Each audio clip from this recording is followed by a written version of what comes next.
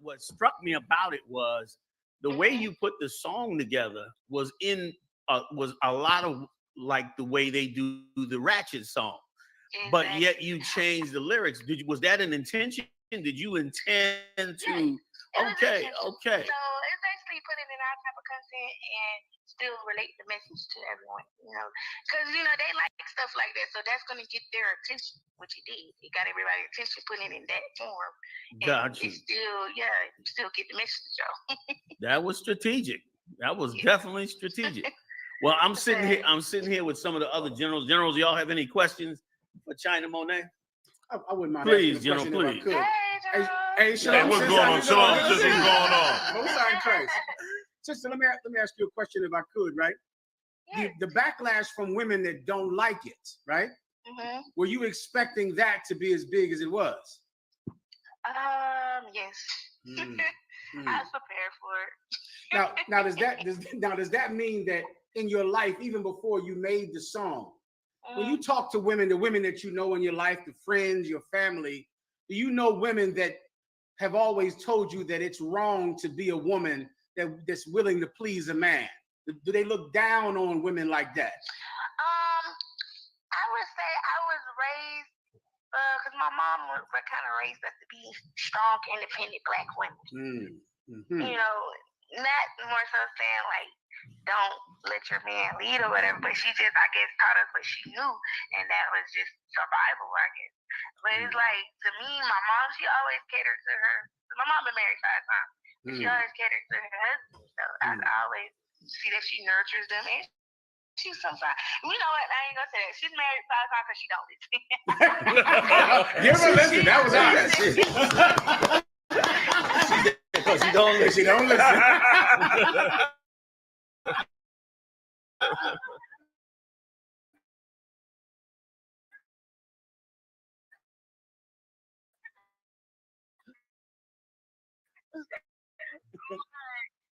I would say, because my mom and grandmother as well, they always, because I was so headstrong and I was so independent and I didn't need a man and I can get my own things, I can do my own, so I can get my own money, and that's how I used to think.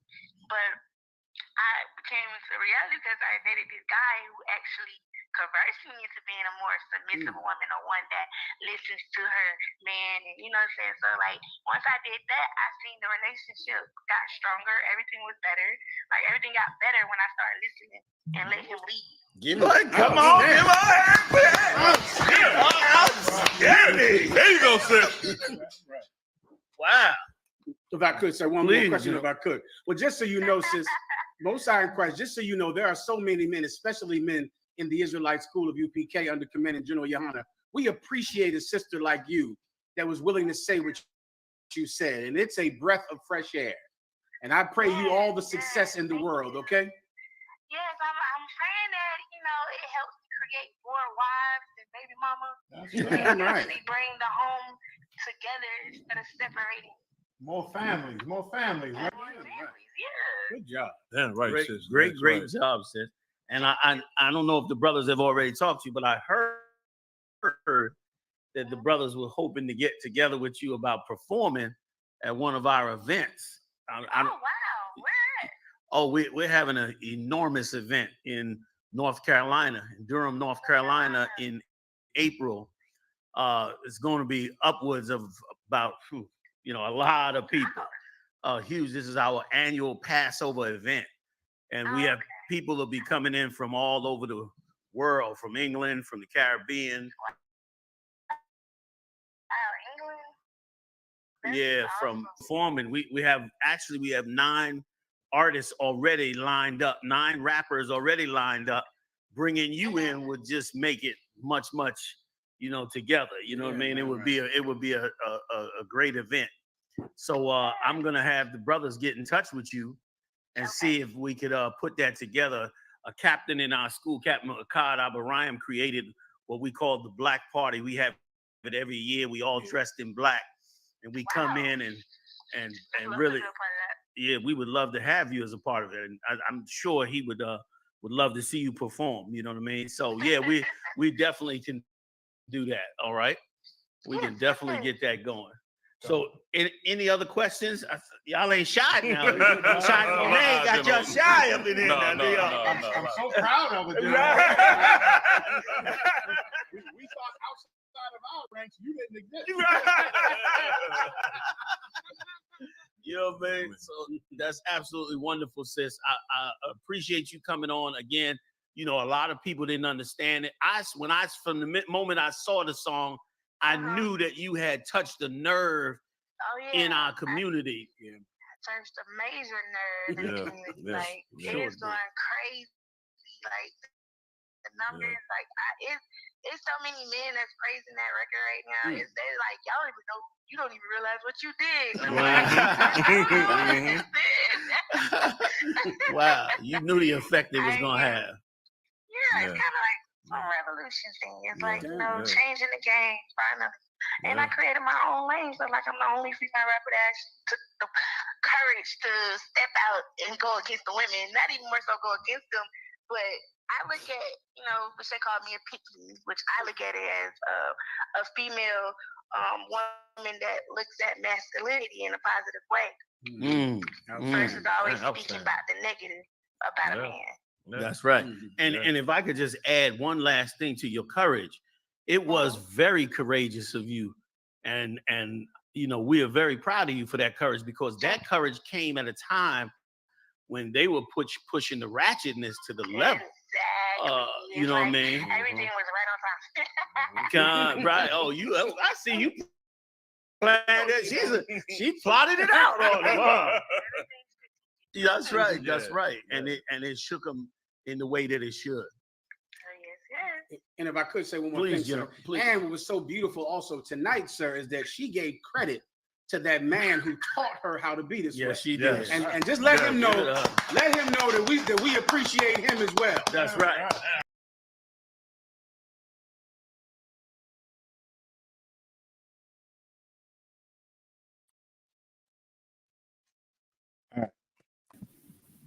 Shalom Israel. Yahweh Bashim Yashai Brakatham. Yahweh Shema Taba Shim Yashai. All right. How you all doing? The WAP, sir. All right. I trying to deal with the class a little bit earlier, right? So we could tune into Captain Zaria kind of on his debate he's gonna have. All right. So we'll run it until he starts, okay? Who's in the Durham school there? Maya Shah? Officer Top One, I'm still here at the moment, sir. Okay. Just have somebody just keep an eye on I think Captain Zariak running on his podcast. Just keep an eye on his podcast. Concert. So we just share it once it starts. Concert. So like yes, sir. You want to restream it? Yeah. Got one concert. Yeah. Not so much restream it, but stream it live too on your station if you want. Yeah, kind of one concert. I don't know if that is what it meant by restream. All right. No. All right. Any questions? Because I have some things to get into. All right. If not, let's get straight into it. All right. Like you, sir. Come on. I believe Officer Maya Shaw had a question. Come on, Maya Shaw.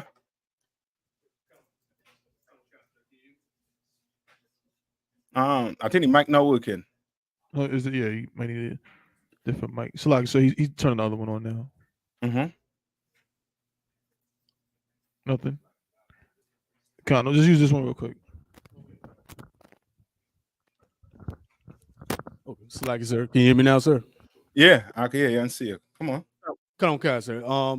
I just wondering, like, say you got a slavery that pay you under the table, like, you still have to pay taxes at the end of the year, even though, like, I mean, is it go along with the give Caesar, his due, like give unto Caesar, like having a slave that pays you on the table, you don't have to pay taxes. Do you still need to make sure you give Caesar his due or the government? Okay. it all okay. Are you getting a W-2 from your worker, from this worker? Or law? No, law, sir. Like you Then basically just make sure I'm pay a tithes. ahead.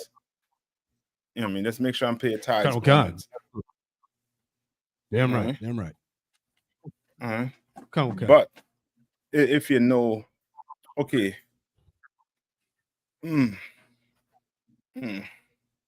That's something you gotta call me and explain to me everything about separately from here. Okay, right? come on, sir. I just get more into it. Okay, come on, sir. Yeah, I just know, like, you know, there are people who have slaves that pay under the table and they have no income tax on it. So yeah, that'd be breaking the law, you know, what Christ said to give unto Caesar. Yeah. And you may have to, you know what I mean? We'll talk about it. Come on, sir. That was it, sir. Okay. Any more? All right. All right. Let's go. Let's deal with something here. I'm gonna share my screen, right? Somebody just read it for me, right? All right. Are we gonna look into freedom, right? Peace and justice, but I'll more stay on the freedom side of things. All right. Let's see.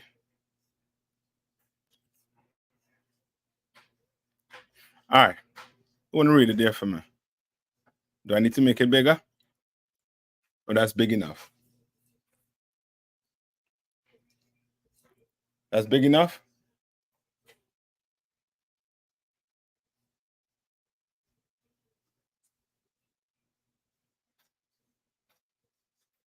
Somebody can read it for me?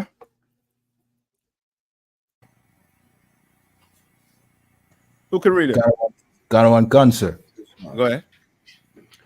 This says the secret meaning of freedom, peace, and justice. Right? It's secret meaning, right? And we're talking about the so-called oppressor and how he looks at it. All right. Now, we definitely have to do what? Go into the Bible and see what these things mean. Because we might get caught up in this whole politics, in his way of life, right? Which we do not want to. Right? So read on. Can. And let us bathe our hands in blood up to the elbow and besmear our swords. Then we walk forth even to the marketplace and waving our red weapons or our heads. Let's all cry peace, freedom, and liberty. I said this is who? This is a play, Shakespeare, right? Julius Caesar. Julius Caesar. All right, you're just quoting this. Now read the next paragraph there. Got one cancer. But what about freedom, justice, and equality? I say it's a question this so-called oppressor asking. All right, what about freedom, justice, and equality? Right? What did the Christian church tell us about freedom, justice, and equality? That everybody is equal, sir. That everybody is equal, and that we all what? Everybody. Salaki, sir. Come on. That God loves everybody. And what again? That everybody's equal in the eyes of God. Yes. Right? And they try to push this whole what? We all what? Equal. Because why? Now we could all do what? We all could what? Vote. Right? We all could have a so-called job in their eyes. You understand? We could run for political office now. All right? We could all do these things. You know what I mean? Things that so-called oppressors did back in the 50s, we can all now do. Right? But read on. Got one cancer. Isn't the goal to put all nations on an equal footing? Right. Now, when it comes to the Bible, does the Bible puts all nations on equal footing? La sir. It does not, right? Even from the beginning, it does not, right? Ashka, go to Deuteronomy 28 and 15. Which is Joshua money 28 and 15. Canon one cancer. No, read. No, hold where you at right there, Ashka. 28 and 15. Read on KR 1. Canon 1 cancer. Isn't that what peace should be about? Mm-hmm. And Read on. equality. Canon 1 can. And equality of nations will never exist in our lifetime. What did he say? And equality of nations will never exist in our lifetime. It will never exist in our lifetime. Equality of nations will never exist. So why it is we keep on going to church and hearing that we all equal? You understand? Why it is we always going to church and hearing that we're supposed to love everybody? You understand? You want to love everybody, and the person next to you in church, you're bad talking, you're gossiping about. You understand? The person next who's in church next to you owe you some money, and you want to, harm him because he owes you some money. Right? Which shows you clearly and what the church is really all about. That whole we all have to love each other is really about loving who? What's that love each other about? Loving yourself. Not so much yourself. So that is Loving the oppressor. It's loving the oppressor. Yes. Because why? Why is it about loving the oppressor? Hold on. Maisha, why is it about loving the oppressor? So like it, sir, so that he keep you oppressed. Yeah, but what in the Christian church makes it about loving the oppressor? Oh, slack it, sir. White Jesus. That's it. You understand? That's why that debate Captain Zarek is having is very important. Debate that we need to have, a discussion we need to have. You understand? Should white people kiss our boots? You understand? It's unlocking that mental chain, that mentality black people have when it comes to the so-called oppressor. You understand? You know what I mean? You ever walk into a Christian church and see a Serge Bourget in the front on the ground? No. Where does Serge Bourget be? He be what?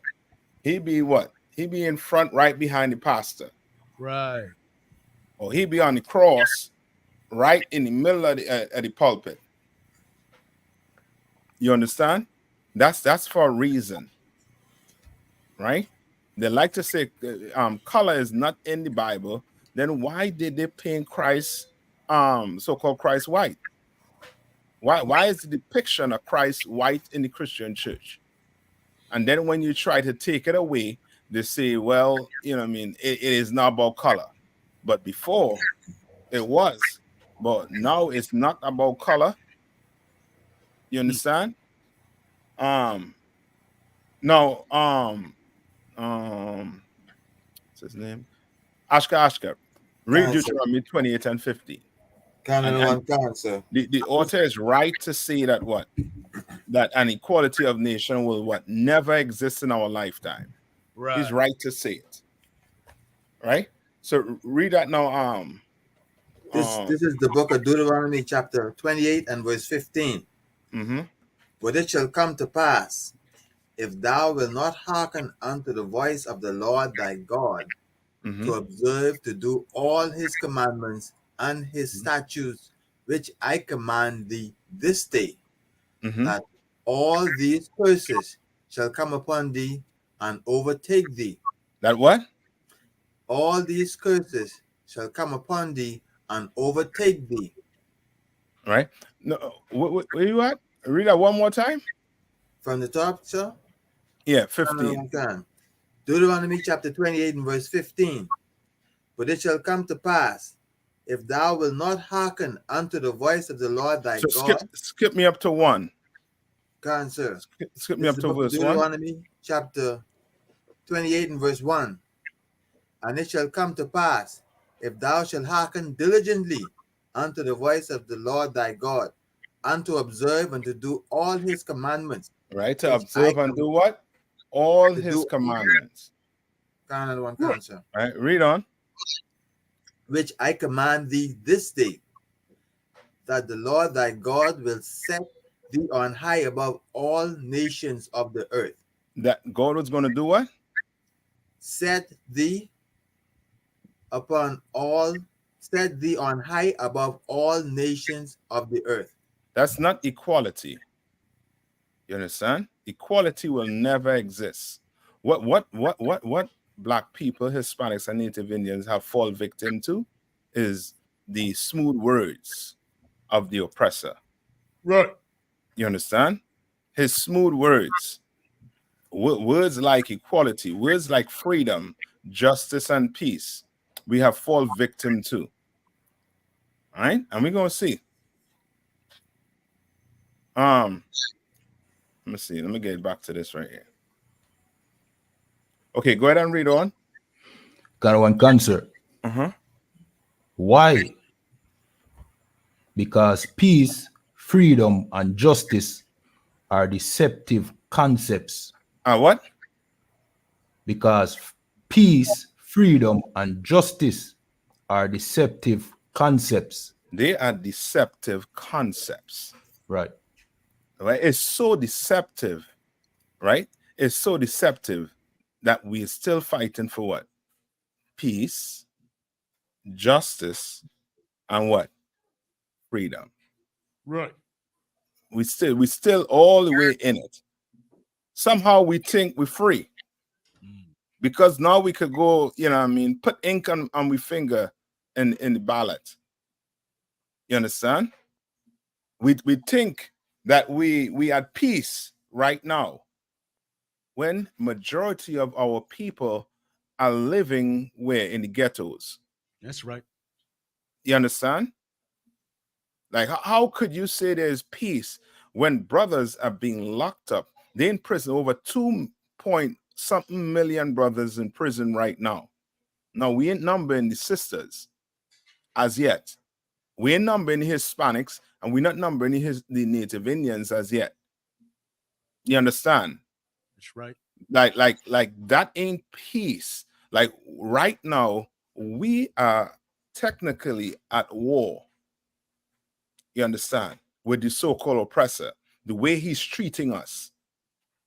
You understand? The way the police force is treating us. Right? You telling me they're crossing the Middle East, fighting the so-called Arabs and them. And not one Arab across here they will mistake and unalive. Not one. Good night. You understand? God. But we the ones that been unalive almost every day. There's always some type of unaliving by the cops or by some plain clothes oppressor that come across the news. You understand? And that's because we are not at peace. And do Black people know what justice is? We don't understand. Those words are so deceptive. We don't even understand what justice is. That's right. We think we're going to get justice from a man who has not even given us justice for slavery. How that is going to happen? How that is going to even come about? Right? God. Read on Cat one. Got one cancer. Hidden beneath their surface are the instincts of pecking order. What does that mean?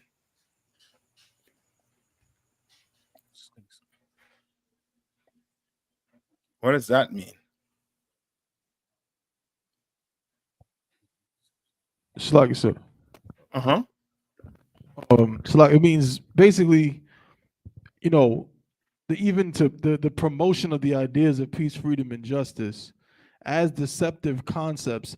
The whole point of their deception is to hide that underneath them, you know, is the reality of natural, you know, of like order, of that things are not equal. You know, there's a hierarchy. Excuse me. There's a hierarchy that is being that's going to come about regardless, but it's just hidden because people want to, you know, so they can be on top.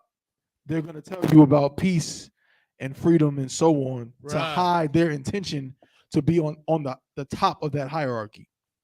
That's it. You understand? That is it in a nutshell right there for you.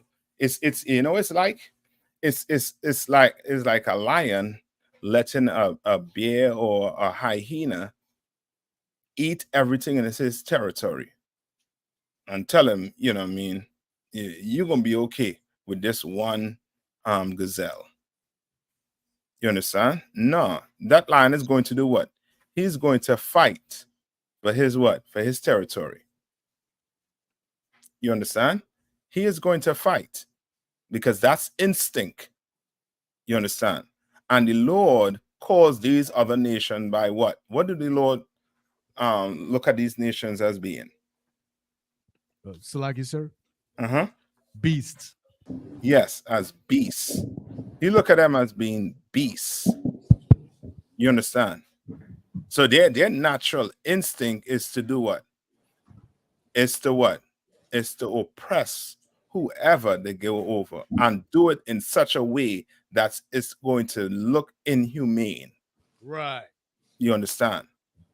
Like some of us once, you know what I mean, want to go live in China, and then what? We're gonna be what? Oppressed by the Chinese. Right. You want to go live in Ghana, you're gonna be oppressed by who? The so-called Africans. Right. You understand? Like it ain't not you ain't getting away from this unless you understand what freedom is, what peace is, what justice is. You understand? Okay. And you cannot get it from your oppressor. These things are deceptive. These things that tell us, these words that tell us so that we able to what? Drop our guard and think what? That is going to be okay. Everything going to be okay. Right. We're going to be just fine. You understand? So like if I may add one. Come on. So it's basically like a big contradiction. Like when we say hands up, what they say, no justice, no peace. So we're not even receiving we don't even know what justice is.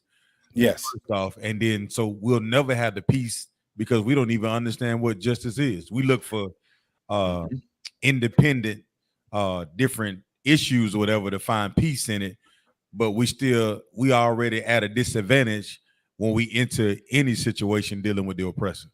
Yes, correct. Like free people don't have to march for basic human rights. Right. You understand? Did any other nation other than black people in America? Yeah, tons of other races in America. But why it was the blacks, in so-called Negroes, right?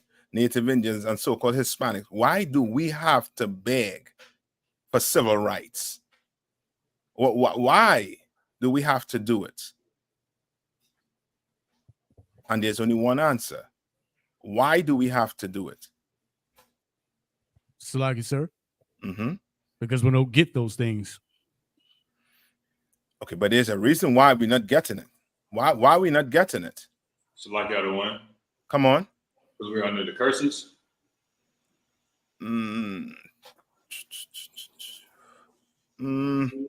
I'll somewhat take that, but I'm looking for some a little more like it's so Salaki, sir. In your face. It's deceptive, basically. Come on. Is it because we were never supposed to get it in the first place? It doesn't apply to us?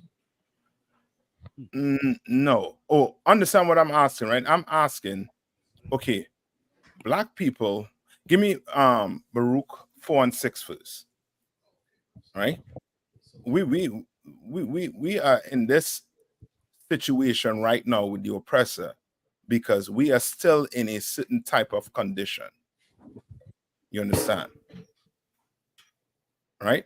Remember the topic I said, right? Why are we in this situation?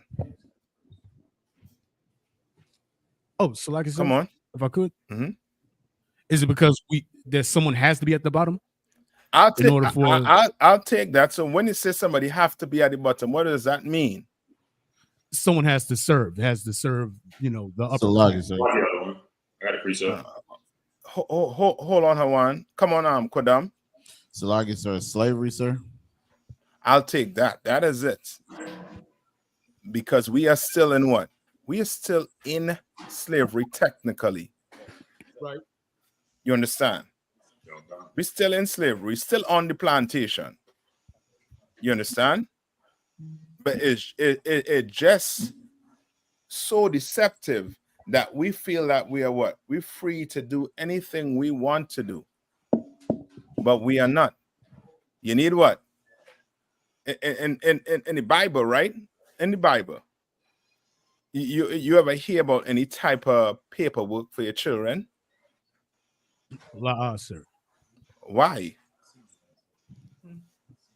You understand? Why do you need a birth paper? Why do you need a marriage license? Why do you need a passport, a visa? Why?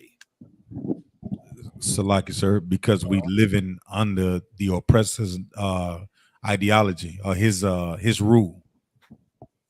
Yes, but we still what? We still his what? Property. Property. Because we still his property, we are what?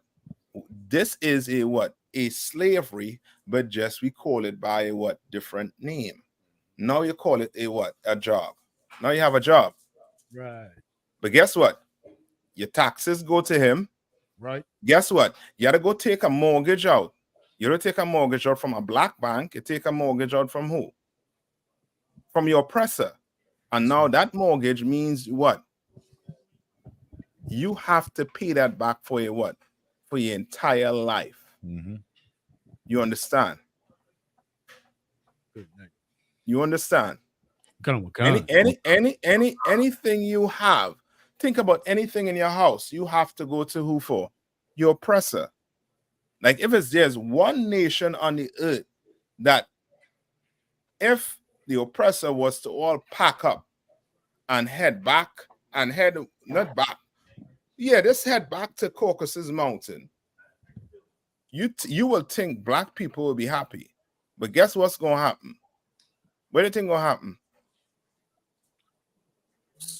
Salagi, sir. You go ahead. So like out of one, some of them will be upset because they get everything from the oppressor. Yeah, but what's going to happen? So like I said, they're going to try to follow their oppressor over there? Yeah. How we know that? So like I said, because they're, they love their oppressor. Okay, but how we know, how we know without a shadow of a doubt, there's some Uncle Toms that will hide themselves in the wheel of that plane to head back to the Caucasus Mountain of Russia with the oppressor. Salakia, sir, because that is what we did coming out of Egypt. I'll take that, but give me more recent. So like I said, they're fighting against the boot kiss. Ah, boy. Now we getting somewhere, Maisha. Sluggy, sir. Yeah, come on. Because the Bible calls us homeborn slaves. That too. But I want evidence in life. Sir. Come on. This is why the Christian church is always fighting for the white man to be a part, that he can be saved. That too, but come on, give me it in history. How we know that there's some people that is actually going to get, climb on that plane. You remember seeing that plane from Afghanistan? When America left out, how them some of Afghanistan was holding on to the plane wheel and the wing. Right? How we know that's going to take place? Because we fought to sit in his what? In his restaurant. Because we fought to sit on his toilets. Because we fought to get on his bus. Right? You remember that, right? Yeah. So guess what? We're gonna fight to get on that plane. You understand? And that's a slave. When a gift. Remember what the Bible say about a gift? A gift destroys the what? The heart, sir. The heart, the mind.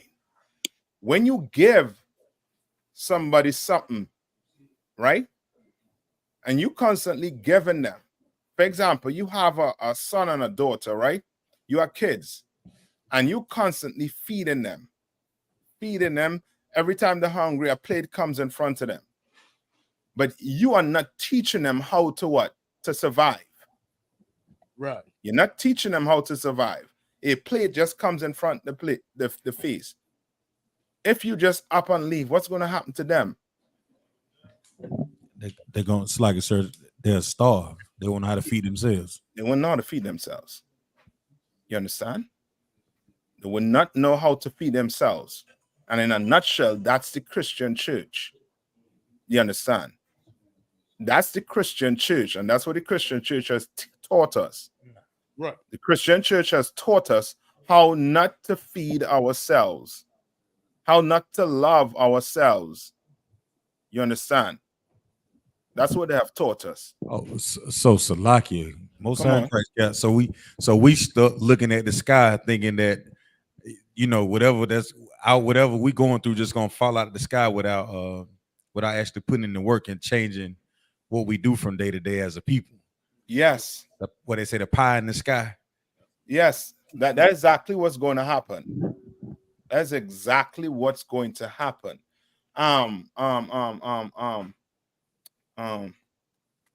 Kid one, read the other highlighted parts here for me. One cancer. One man's freedom is you know all. what? You know what? Read that paragraph there. Salakia. One cancer.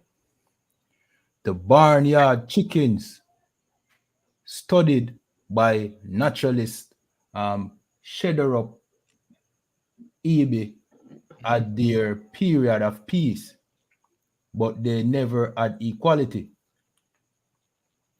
No matter how quiet things were, there was always a dominant bird. Right? And ask you can relate to this. You see chickens, you see how they are. There is a dominant cock in there. There's a dominant one. You understand? There's one that don't want the other cocks to enjoy what he enjoys. You understand? So all them hen is his own. Right? Read on. Can. And there was always some unfortunate chicken trampled to the bottom of the social ladder. I read on. This state of things is not restricted to fowl down on the farm. Right. Read on. Chimpanzees, baboons, and apes, the animals relative with whom we share the greatest number of social instincts, are all prisoners of deep-rooted hierarchical drives. Right? And that is to show you that's how your oppressors, that's how they think. Right. You understand? The Bible is not designed. You understand? It's designed, how to put it? The Bible, I should say, is designed like that, but with us in power. And with us in power, it's going to be done in a what? In a lawful and righteous way. Damn right. The earth is the way it is right now is because the person who is on the hierarchy, he is bad. He is wicked. He is evil. He's everything negative. You understand? He's everything negative that could ever, happen for this world. You telling me you're going to build a nuclear bomb, right? Not just one or two, right? You start with the hydrogen bomb, right? That wasn't good enough. You had to go all the way to nuclear, which is what? Over 100 times more damaging than the hydrogen bomb that dropped on Hiroshima and Nagasaki. How much people died that day? You remember how much people died that day? I believe it was between 70,000 to 100,000 people died with them two bombs. You understand? And now, guess what? The bombs I have today is about 100 times greater than what they dropped on Hiroshima and Nagasaki. Good night. You understand? Which means these so-called oppressors, they have in their arsenal things to wipe everybody off the planet. Why do you think they're building a ton of bunkers? These rich bastards building a ton of bunkers because they know their people. They know if their people back, Yanis say, what, 100,000 times. Yeah, forgive me. You understand? Tawada Yanis, right? You can imagine. You know what I mean? Your people building bunkers, which means they know what's going to be in the end of all of this. You understand? Right? Oh God. Read on CAD one. Gun. Apparently, so are we. When we preach the ideals of freedom, peace, and justice, our intentions are less than honest. You understand? And that's your Gun. oppressor. Your oppressor, oh boy, he preaches that. Right. Where does he have it? He have it in his constitution, right? That all men are what? Created equal. And now, guess what? You hear a black man in Congress speak, or a black man in some, high up in the government. He's going to say, we are Americans, and we deserve this, that, the other. And that's because he done what? He done fall for the Kool-Aid. He done drink the Kool-Aid of peace, freedom, and justice. You understand? Read on. Gun. One man's freedom is all too often another man's oppression. You understand? Gun. Now when it comes to freedom, right? When he says freedom, what does that mean? All right. What does that mean? All right. Maya Shah, just give me a call. Right? When it comes to freedom, what does that mean? So, like I said, maybe his right, someone's right to lord over others.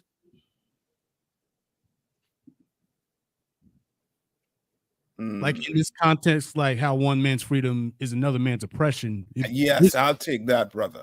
I'll take that. All right. Maya Shah, give me a call. All right. Come on. All right. Now, let's go to Galatians 5:1. Let's go to Galatians 5:1. Come, I have it. Go ahead. It's the book of Galatians, chapter 5, verse 1. Stand fast, therefore, in the liberty wherewith Christ hath made us free, and be not entangled again with the yoke of bondage. So hold on. Give me 1 minute. Hold on.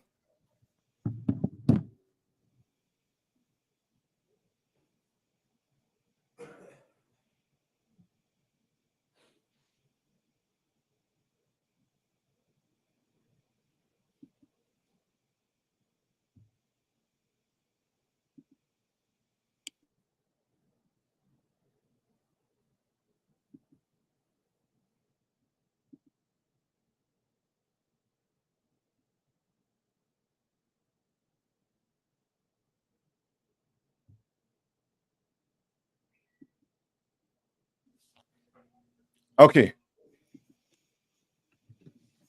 Y'all this book of Galatians, chapter 5, verse 1. Mm-hmm.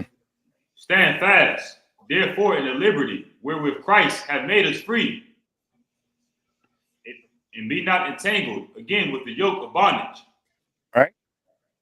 Be not what? Be not entangled again with the yoke of bondage. Be not what? Entangled with the yoke of what? Bondage. Of bondage. Okay.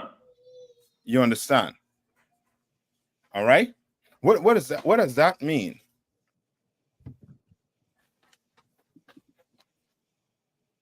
Read over one more time. Okay. This is the book of Galatians, chapter 5, verse 1. Stand fast, therefore, in the liberty wherewith Christ hath made us free, and be not entangled again with wherewith Christ has made us what? Free. Free. What does that mean?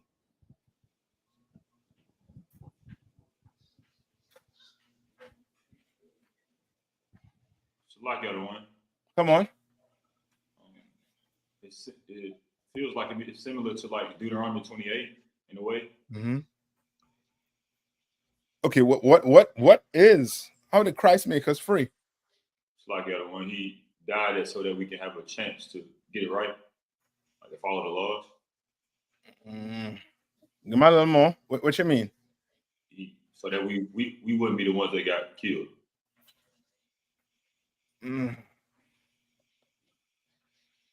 Okay. What's freedom in the Bible?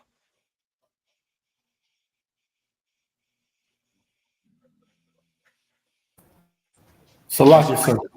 Come on. Ruling over the other nations. Salakia, sir. Come on. Knowing the truth. Now you're on to something. You're on to it. You understand? All right. So read that verse over one more time, Hawan. Galatians chapter 5, verse 1. Stand fast, therefore, in the liberty wherewith Christ hath made us free. Right? Stand fast, meaning what? What does it mean to stand fast? If I'm not mistaken, it means get ready. Say that one more time. If I'm not mistaken, it means to get ready. So like y'all got the definition. Firmly remain in the same position or keep the same opinion. Right? So what is he saying? I don't know who have the echo. I had a bad echo.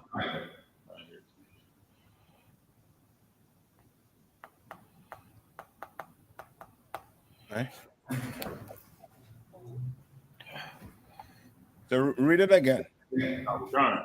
Galatians chapter 5, verse 1. Stand fast, therefore, in the liberty wherewith Christ had made us free. And be not entangled again with the yoke of bondage. Right. And how Christ came and make you free. Right? As Hawan saying, he did die on the cross, right? But what did Christ came and do again?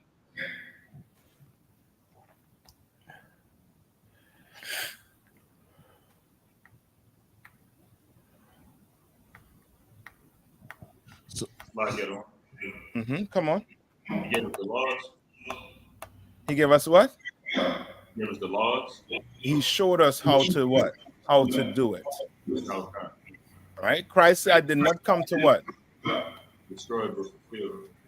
Yeah, he came to fulfill the laws. Salakia, if I may. Come on. Just so I understand it. So like where it says the liberty with Christ has made us free, it's like we're free from the punishment of the law, from not breaking the law. Understand the spirit of the law.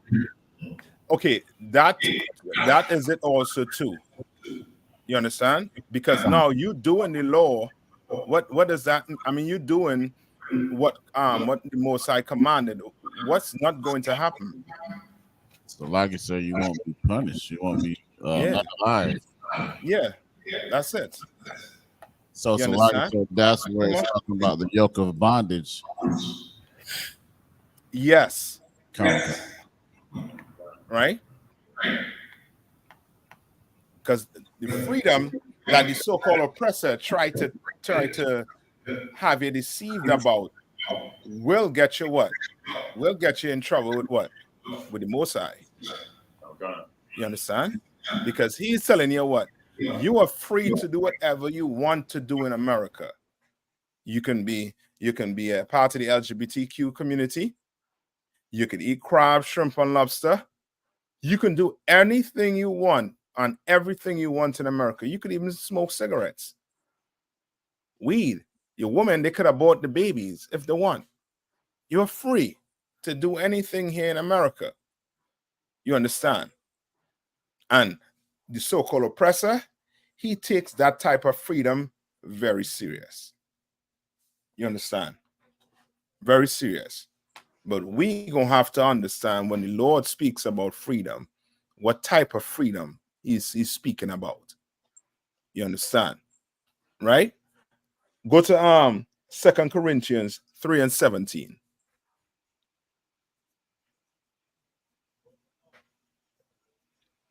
All right. And remember, how did he become free? How did he get his freedom? Kind of got it. How did the oppressor get his freedom? Salakia, sir. Mm-hmm. He took it. You understand? You have to do something for freedom. You have to fight. Yeah, you know what I'm saying? You can't just sit back. Mm-hmm. And a man give you freedom. That's not how it works. That's not how it works. The Lord wants you free to do what? What the Lord wants you free to do? Like it one. So you have to serve him, sir. That's it, to serve him. He wants you free to serve him. Right. You understand? Right? He wants you in this captivity that you in, that the oppressor have you in. He wants you to do what? Serve him. You don't have a choice in it. You might think you have a choice, but we do not have a choice. Right? What are we under? So like I said, grace. We're under grace. That ain't a choice. You understand? That's a time period for us to get it what? Right. Okay. All right. Now give me 1 Corinthians. All right. You say start at not 1 Corinthians, 2 Corinthians 3, and you can start at 14. Okay, I got you. It's the book of 2 Corinthians, chapter 3, verse 14. But their minds were blinded, for this day remaineth the same veil taken away in the reading of the Old Testament, which veil is done away in Christ. All right, what is that saying there?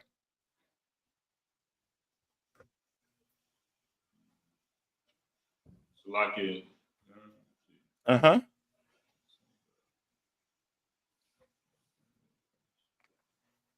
All right. Read verse 13. Okay. Verse 13. And not Moses, which put a veil over his face. Right. You all remember that situation with Moses, right? Okay. Right. Moses went up to the mountain, right? And he asked to see the Most High. And the Most High just showed him his what? Basically his back. And Moses came down the mountain and his face was what? Was glowing. Glowing so much that he did what? He had to put a what? A veil over his face to speak to the people.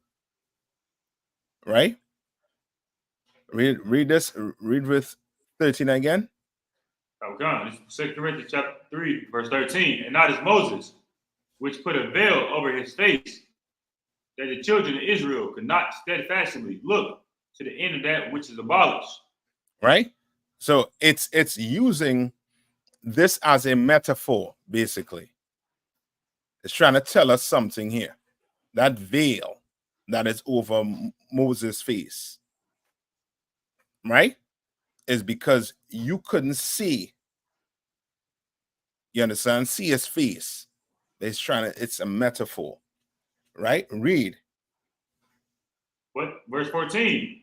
But their minds were blinded. But their what? Minds were blinded. But their minds. Right? Read on. For to this day remaineth the same veil, taken away in the reading of the Old Testament. What does that mean?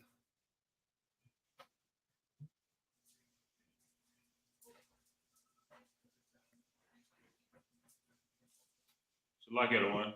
Come on. Would it be the knowing and the following of the laws? What? Give me a little more. What do you mean? So like I would say, is it kind of like how today we're blinded and we don't, it's like we don't follow the truth. I'll take that. Yes, it's along that path. You understand? So now we're blinded. How it? Go ahead, K1. Salakia, sir. Just to let you know that Captain Tizariak is live here. Yeah, but he live.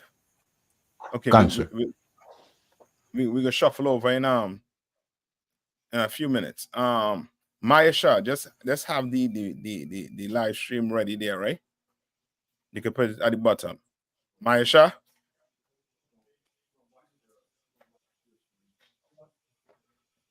So like I said, Mike Shaw's still working on whatever you spoke to him about. But I can get whatever you need started. Mean working on what's up? I spoke to him about. I'm not sure. He called you, but he's still in the office, sir. He could come out the office. Come on, sir. I'll let him know. Okay. Just have him give me a call, right? One more time. But Tabo 1, you set it up for me. Con, you want me just to rebroadcast Captain Tazariak on here? Just get the video, put it at the bottom there. Just go to his channel. I mean, we're going to switch over in 2 minutes. All right, just put it at the bottom there and I'll put it up. Con. All right.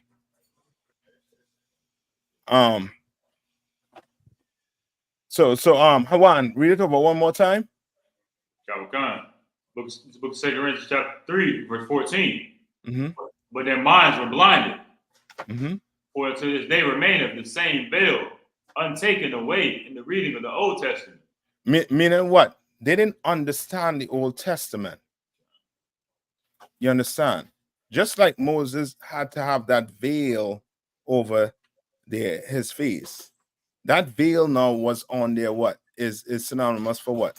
They having it on their what? On their minds. They didn't understand the Old Testament. Just like today, brothers and sisters do not understand the Old Testament. And that's because your preacher, he does not understand the Old Testament, much less the New. Because if you don't understand the Old, then how you putting the New together? How you doing it? You understand? That's why the majority of things you hear coming out of pastor mouth is going to what? Contradict the what? The Bible. It's going to contradict the Bible. You understand? I should say it's going to seem as if it's contradicting the Bible. I apologize. I take that back. It's going to seem as if they're contradicting the Bible. You understand? But we know what the Bible has what? One flow. You understand? Right? Read on. Which veil is done away in Christ. Mm-hmm. Verse 15. What? Which veil is what? Done away in Christ. Right, that veil.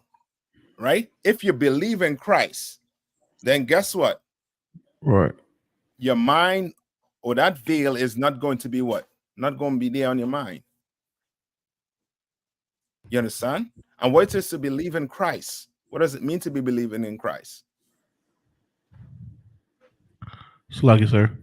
Come on. That's just like saying because Christ came on the scene and he actually showed us. You understand, like under the spirit of the law.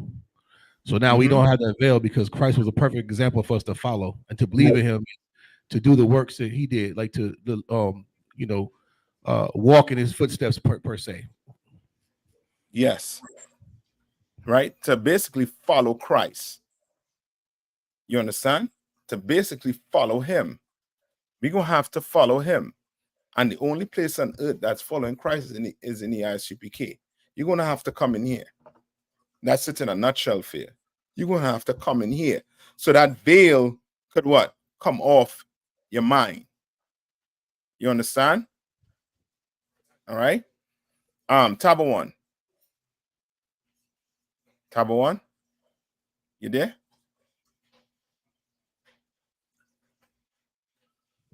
Con. It started already. It started. Can you hear me, sir? Yeah. Did it start already? Or they're still doing the introduction? I can hear you, sir. I'm not sure if you can hear me. Can you all hear me? Can't, sir. So like I said, I think they're still doing interviews. They're still introducing. Okay. So, Tawa, let's hold on, right? I'll tell me when they stop doing the introduction.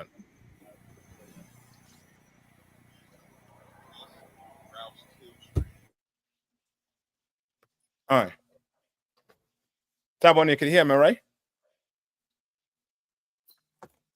Con, so I'm having issues with my mic, sir. All right. But you can hear me, right? Continue, Hawan. Verse 15. Zion, just call tab 1 and explain to him what I said, please. Go ahead. But even unto this day, when Moses is read, the veil is upon their heart. Right. Meaning they don't understand the Old Testament. They don't. Right? Read on. Verse 16. Nevertheless, when it shall turn to the Lord, the veil shall be taken away. Right? And how do you turn to the Lord? You're going to have to do what? You're going to have to follow Christ. You understand? They call him what? The Son of God. You understand? You're going to have to follow the man that is closest to the Most High. That is doing what the Most High said to do. That is living how the Most High wants you to live. Read on. Verse 17. Now the Lord is that spirit. And where that spirit of the Lord is, there is liberty. Right? Where the spirit of the Lord is, there is that what? Liberty. There's that liberty. You understand? Like we live as what in here? We live as what? How do we live in here? Like what? How do we live in here? How do we live in the UPK Akim? So like I said, like brothers. Yeah, we live like brothers. Yes, but we live like free men. We live like free men. Yes. You understand? Because we know the truth. And we're not going to do what? We're not going to harm our brothers. We're not going to steal from them. We're going to follow all the laws. You understand? We're going to take care of each other. You understand? We don't get into no protests and march and say no justice, no peace. We go on the street and demand what? What we demand on the streets, Akim?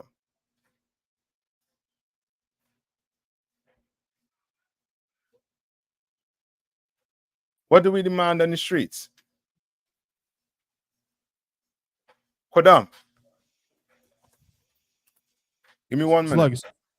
I believe they ready, sir. They're ready? Captain, sorry. Okay, guys, give me 1 minute. What do they demand on the street? Marsha, hold on. What do we demand on the street? Come on. Like you said, we demand that you change your life. Yes. And what again? What we cry out for? So like you said, the atrocities that's happened to our people. Yes, but what justice? Come on. Yes. From who? From the oppressor, sir. No. Well, yes, but who do we cry out to? Like The a Most High. Yahweh. Yes, to the Most High, to the Lord. You understand? That's who we cry out to. Salakia. Uh-huh. We demand justice. Yes, that's what we do. And we cry out to the Lord for what? For justice.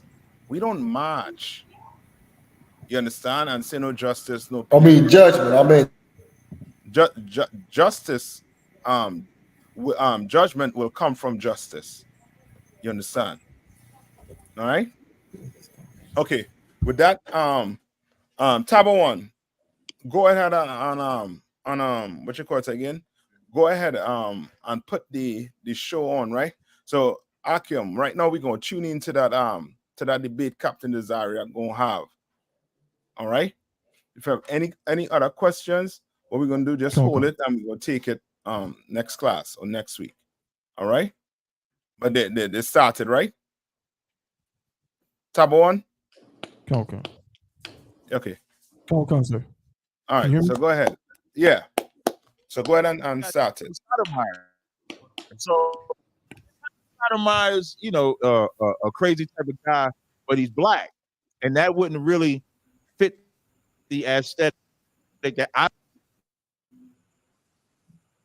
was looking for as far as having a conversation. So I told Ralph, I said we got to at least have a white guy on here because Ralph is going to mainly be mediator. He's not really, now he can get into it, of course, but he's mainly going to just be a mediator. So we white guy, he gets Thomas Peckerwood. Is it actually Peckerwood or that's why Thomas? What do you mean? Like, is your name actually Peckerwood, or is that just? No, I'm gonna have to look up that. Somebody look up Peckerwood categorically. So it actually worked out, Ralph, because you see, Tommy ran. Like Tommy said, I ain't about to deal with Cap on this subject, and I wanted to know what would have been Tommy's position on this. Oh, Peckerwood, a white person, especially a poor white one. So you a poor white man, Thomas? Am I poor? That's what the definition of in the dictionary in Oxford, it says a white person, especially a poor one, another Peckerwood with bad attitude. Would that be I'm a Peckerwood with a bad attitude, absolutely. But you're not poor though. I mean, everyone's poor compared to somebody. I'm poor compared to Elon Musk, but I'm rich in spirit. God damn. So you like Pecker rich, not Peckerwood? I mean, like I said, man, everybody's rich or poor compared to some other maybe fuckers. Pecker So, Silver. I mean, Maybe you Pecker Silver or Pecker Gold. So, but it was good though, Ralph. It worked out because you see, Tommy ran. He had to back out. I won't categorize it as that. He did have to back out, and it ended up working out. Yes, because originally it was going to be a triple threat, and then he had to back out, and then so it was good that we had to because we wouldn't have had a show. I'm a diabolical. Listen, I'm a genius because had I not said we need the white guy, we like you said, we would have had to cancel. And of course, Ralph is not going to say Tommy ran. I'm saying Tommy ran. That's what I'm saying. Captain Tazariak is saying Tommy ran. All right. So that's how we got here. So I guess from your position, Thomas, when you see that video, is it something that you feel should white people apologize for what their ancestors did to black people? I guess we could. Well, at base, what's going on here is it's a fetish. Fetishes are not always sexual, but they often are. This one isn't, obviously, but all fetishes are psychological. Okay, but you said this one isn't, obviously. Is that what you said? Yeah, it's obviously not a sexual thing, but it is a fetish. Okay, I got you. Okay, and what's the what I mean by that is, sorry, you're right. What I mean by that is these trashy white people, they're descendants of the village idiots. They're not descendants of the slave master. So they get to pretend like they had some important ancestors. They're not actually like Walmart shopping, corny fucking weirdos. And like black folks, they get to like get a kick out of having this like corny fucking white loser like kiss their feet. You know, it's like guys hiring other guys to like bone their wives. It's some like humiliation fetish thing. And I realized that my lesser, like a lot of white people are like pretty fucked up and like kind of lesser people who do like really stupid shit. So I mean, like I don't care. I mean, like they got nothing to do with me. Like they're fucking idiots. And like I said, like if they should be apologizing for slavery, well, there's two things going on here. First of all, like I said, these people, they're like the descendants of the village idiot and like the fucking local like ditch digger. Like the fact that they think they're like descended from like plantation owners is fucking really funny because they're not. They're like Walmart motherfuckers. Secondly, slavery precedes written language in the fossil record. So like you'd be apologizing for some like universal human institution. That doesn't make any sense. Slavery still goes on today. Like black people enslaved black people in Africa. Like white people enslaved white people in Central Asia. Like it's not. It doesn't mean anything. I mean, is it unfortunate? Probably, but I mean, a lot of things are unfortunate. It's not. Plus, you can't apologize for what your ancestors did. Like that's not categorically possible. There's got to be like the will to atone for something in the person who does it. You can't apologize on behalf of other people. Like that's not how it works. So nobody. So, yeah. So you're saying in history nobody apologizes for what the ancestors have done? No, that's a bitch-made move, and I'm not a bitch, so I don't do that. So wait, so like the Germans apologizing because that y'all like the Germans, so the Germans apologizing. If they apologize, what would they be? I got to laugh out of route. Well, they're an occupied country that were subjected to a genocidal war waged against them by Jews and communists. I mean, occupied people are subjected to all kinds of indignities. No, what I'm asking, if the Germans apologize for what y'all did to the Jewish people, are they bitch made too? If they're doing it out of their own free will and not because of the enduring occupation, yeah, absolutely. No, if they're doing it out of their own free will, they're bitch made. But if they're doing it another way, what are they? I mean, if you're an occupied country and you'll be sanctioned for not abiding certain practices and political rituals and opinions, I mean, which is the case in Germany. I'm not going to hold against Germans for not like rising up against that shit when they're literally an occupied country. But wouldn't I mean, that's a whole different issue. But yeah, anyone who apologizes for history and can't take their own side in a fight is a bitch. Wouldn't you think that's reversed though? Wouldn't it be more bitch made if they did it because of policies as opposed to if they did it of their own free will? No one should do it anyway, but it's at least understandable if there's duress. That's why in a court of law is the concept of duress. Duress removes free will. You could be a traitor under duress. You could do a lot of things under duress. So wouldn't it be more bitch made if you're doing it under duress? That means no, because it's like saying like if you sign a contract when I have a gun to your head, that makes you a punk. Like, no, it doesn't. It means that you're under duress. I wouldn't do it, but people are different. That's not the point anyway. And it's weird that you say it's not bitch made to do so. So if you're a traitor under duress, that's okay. That's not okay, but it's a mitigating circumstance. That's a little weird. And then it's not a little weird. It's universally accepted. It's called logic. Well, tell me how it's universally accepted. Because in a court of law, duress mitigates free will because you can't be said to be acting freely when you're under threat of this is just apologizing. Injury to life, liberty, or property. But this is just apologizing for something. This ain't a threat of death or imprisonment. The apology isn't the threat. What I'm saying is that people are placed under duress for not abiding certain opinions in the Bundesrepublic. So if there's footage of Germans apologizing and seemingly to be obsequious before Jewish interest groups, that's why. It's not because the culture has made a decision, we should apologize for this, based on some sort of a spontaneous decision in that direction. So what you're saying is that the Germans, because they can get some political gain from the Jewish people if they apologize. No, that's not what I said. That's a positive incentive. I said duress. No, that's what I'm trying to understand.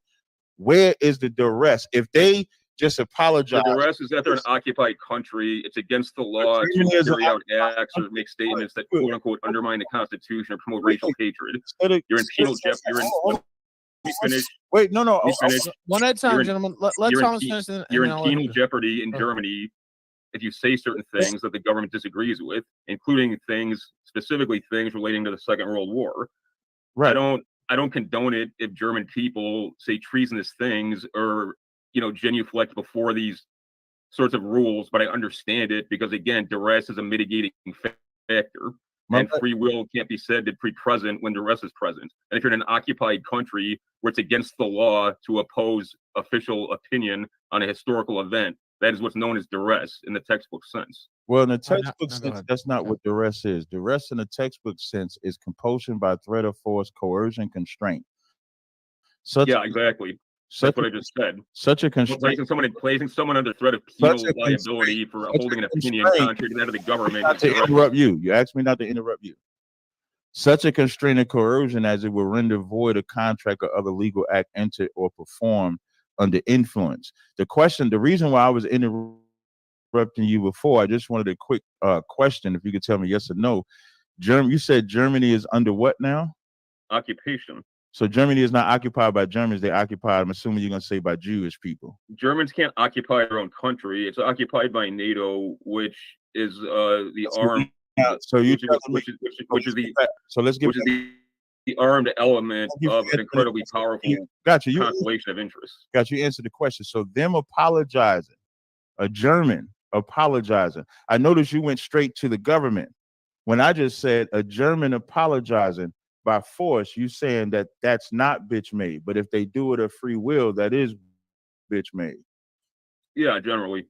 Okay, so if they feel like what their ancestors did to Jewish people was wrong, that's bitch made? Yeah, it also makes you a race traitor. I almost can't, I don't know how much I can disagree with that, but that goes right to why we do the boot kiss. And that's why I wanted to have this demonstration. And for Black people in America, I notice you call it a fetish, right? So I do want to read the Bible because it's not a fetish for us. This actually comes from the Bible of what your people. What fetishism doesn't come from the Bible? But go ahead. No, I said it's not a fetish. I know you can say whatever you want, but that's what it is. Yeah, go ahead. No, but it does come from the Bible. I'm going to read it.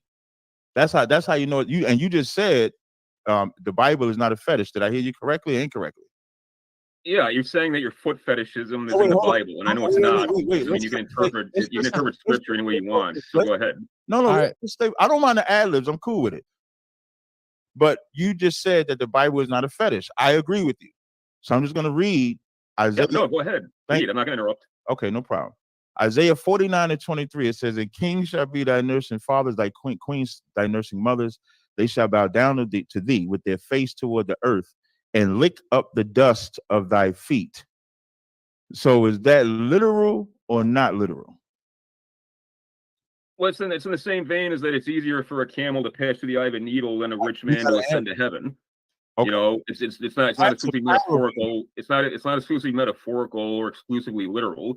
Right. But you're basically declaring that based on your race, you're a king. I mean, that's high idolatry. I didn't base my race as a king because it doesn't say I'm a king.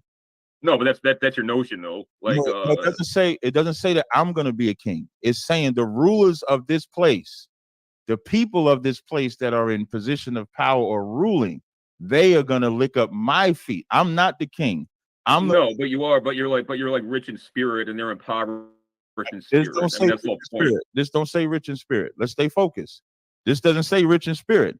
This says that you guys, I'm saying you guys because from a Black person's position, you guys enslaved us. You were your ancestors. When I'm saying you, it's in general. So if you want to say your ancestors didn't have slaves, because you say you're a Peckerwood, so you probably was the trash of the white people, so you might not have had slaves. Oh no, my ancestors were your master, absolutely. Go ahead.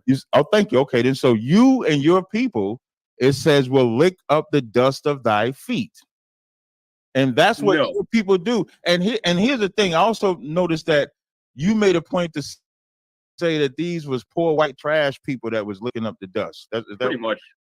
All right. So what if I show you white women too licking up the dust? They poor white trash too. I mean, there's rich white women who like to get screwed by strange guys at bars. Like that's a fetish. People are into all kinds of perverted stuff. Let me show another video. Just another video. I'm sorry.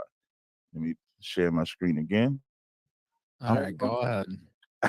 Ralph didn't really want to show this one. Hold on, wait. I've seen it, but go ahead. Thank you. I appreciate it, Ralph. Ralph, I'm gonna make you an oil. Wow, now I'm gonna play this one. Hold on, here you go, right here. Here go a boo right here. White mama. Here you go. There you go. There we go. What did you say? Say it again. You said you're gonna have my mom kiss your boo. I'm not gonna just have her kiss my boo. Here you go. Put that boo up there too. You're gonna kiss my brother boo too.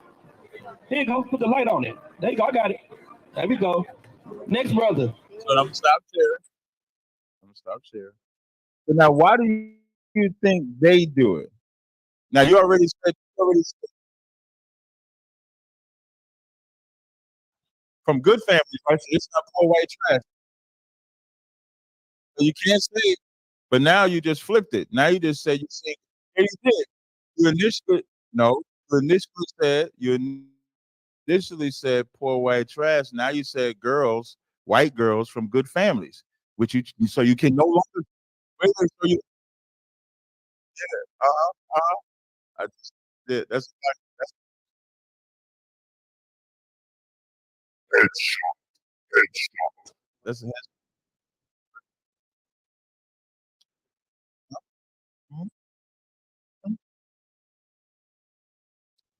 So what you're gonna force me to do? Because like I want everybody to pay attention to the pattern. When I showed the white guy, he said it was poor white people. Now when I showed the white woman, you imply poor. Hey, in my chat, can y'all let me know in my chat if he implied poor? Please let me know in the chat. And don't kill. I'm not calling him poor. I'm going off of what you said.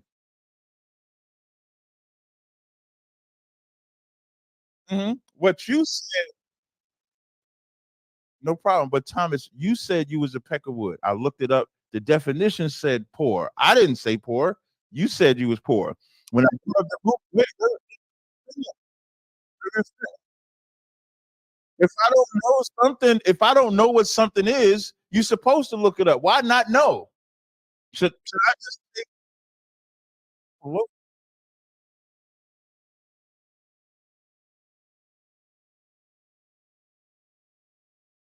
No, you do.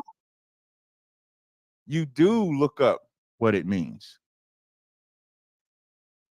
I don't understand that because if there's any, no.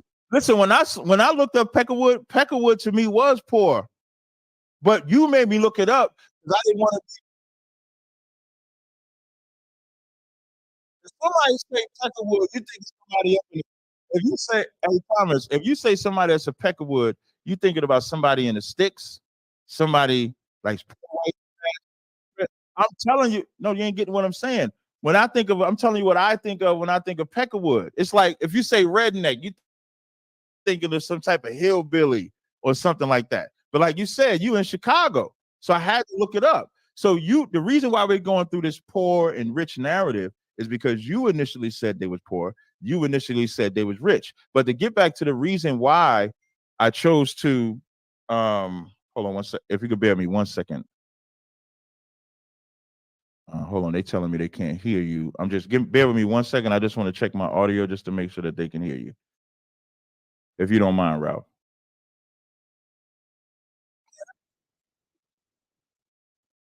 I appreciate it. Let me go back. Maybe I might have clicked something here. Bear with me 1 second. Oh, I see what happened. I turned the damn share screen off. Yeah, that'll mess with it Okay, sometimes. yeah.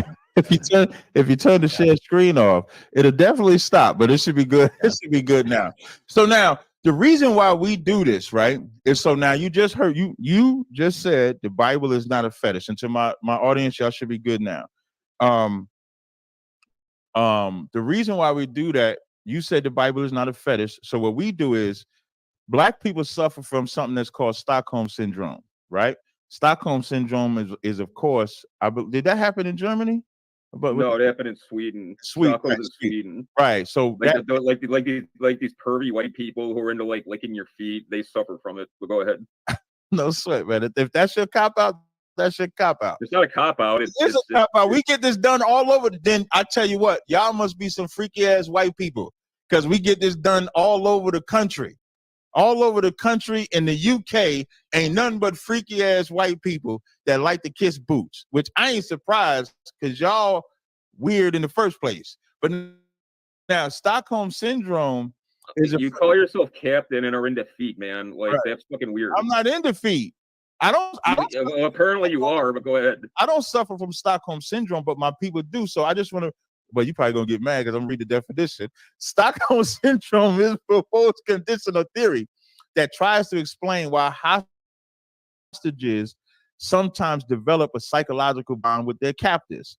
It's supposed to result from a rather specific set of circumstances, namely power imbalances contained in hostage taking, kidnapping, and abusive relationships. So how does that apply to black people? So for black people being enslaved over here for so long, we have, and then as we're enslaved, we get certain gifts, so to speak, from our slave masters. So they give us a sense of freedom, they give us a vehicle, they give us a job, they give us tons of different things, even drugs. They give us tons of different things that gives us a sense of being free, but we're not actually separated from the actual master or the oppression that they still give to us. So when we come out here on the street, I noticed that you said I was a captain. So when we come out here on the street, the Bible, Christ said in John 8:32, ye shall know the truth and the truth shall make you free. When he said that statement in John the 8th chapter, in the very next verse, you had the Sadducees and Pharisees who was under the Romans at that time said, we be Abraham's seed and we're not in bondage. And so when we go to black people to try to free them from the same Stockholm syndrome Christ was trying to free them from, they say the same thing to us. And surprisingly, what happens is, as we're on the street teaching, because it's a public space, like we're not, like right now I'm in my classroom, so we don't allow like whites and Africans and Chinese into my classroom, but when we're on the street, anybody can listen. And so white people would just be walking by, whether we're in DC with the politicians, whether we're in South Carolina, Florida, wherever we may be, and they'll hear what we're saying. And when we start bringing out the crimes that they've committed, they want to apologize. They're weak-minded motherfuckers, and these people could fuck up a cup of coffee. They're not capable of enslaving an entire race. Like my heritage is, theirs isn't. They're fucking Walmart. Who's your race that can enslave an entire race? Who is that? Who's that? The fucking master caste, man. You said it yourself. You see how bitch-made white people got no backbone and are basically slaves themselves. Wait, when you say master caste, remember, I don't know these terms. What is a master caste? Okay, you know the language you speak, the way you dress, the food you eat, the concepts you have in mind, right? Like the ethical paradigms you invoke, right? That's from my people. That's what I gave you. You literally don't exist socially without me. Wait, I got you. But ain't it also your people we getting to bow down and lick out? I'm not being down on you about that. It's just a fact. No, I don't. You didn't hear me complain. But isn't it also your same people that you said that could enslave us that's also licking the boots? No, because anybody would do that. Was that anyone who would lick a man's boot is a fucking slave, and they do not have the fucking bearing for it. So maybe those white people are preparing to be slaves.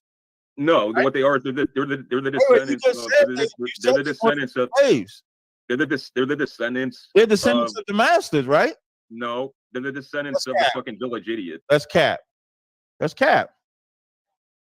not true. That's absolutely true. They are the descendants. You think anybody they weren't the descendants. You think anybody who had like an intact heritage would fucking do that? No, they're fucking they're people ripped out of history. They're fucking they're no account motherfuckers. They couldn't even tell you who their grandfather is. They fucking their life revolves around Walmart, and they fucking like CNN told them like you owe the black man. So they're doing that bullshit. You must hate Walmart, or maybe for them there's a condition, right? I'm gonna pull out some stats. I don't know why you hate stats personally. I don't know why you hate that. There's this thing called white shame, right? How to convert guilt into action, right? It's not written by me at all, but I do research. I have to study. Right. So it says, I'm just going to read some of this article and get down to the point that I'm trying to make. It says, over the last month, sparked by the murder, this was written in 2020, sparked by the murders of unarmed Black Americans and subsequent protests, the national conversation has turned to the country's racist past and present. For some, this conversation includes reckoning with oneself. Have I participated actively or subconsciously in a racist system that oppresses people of color? Am I a racist? Asking this question and facing the true gravity of America's oppressive history can plunge people into an overwhelming shame. So would you agree or disagree that maybe it's your slave master's relatives' shame that they look at by kissing this boot, they're making amends for their shame, but that's all they have to do? That statement you just read out, it's an ideologically loaded statement. It's the quintessentially loaded question. It's like saying, when did you stop beating your wife? Right. Saying, if you think this, you're a racist. Like, first of all, racist is a meaningless term. It's a floating signifier. It's literally a term coined by Trotsky to try and condemn the social and economic paradigm that he opposed by saying this is inherently immoral and bad. I mean, maybe it is, maybe it isn't, maybe it's neither. But like people telling me if you don't do this or say this, you're racist. That means nothing to me. Well, God himself is a racist, so I don't think it was coined by Trotsky or whatever name that you mentioned. God himself is a racist. God doesn't love everybody. He doesn't love all nations. So if we're going to start with the point, very few people are saved, but God doesn't discriminate based on like tribe or ethnos. That's not how it works. He absolutely does. There's people who reject God outright, like the Jews, but other people who accept Logos, like he doesn't say like, oh, this race is bad. That's not how it works. Well, God hates Jewish people too. Like they ain't nothing but another set of white people. So God, no, not. Yes, they are. That's not. brother. Yeah, the Jewish man. If you're talking about group anatomy, yeah, but that's not what race is. Ain't no damn group anatomy. Y'all from the same tribe of Esau.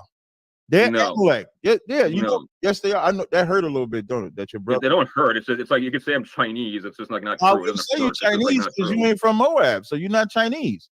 But if we're talking about the Bible, remember, in the Bible it says you can't intermarry, and that Israel was supposed to be above all nations. That is racism.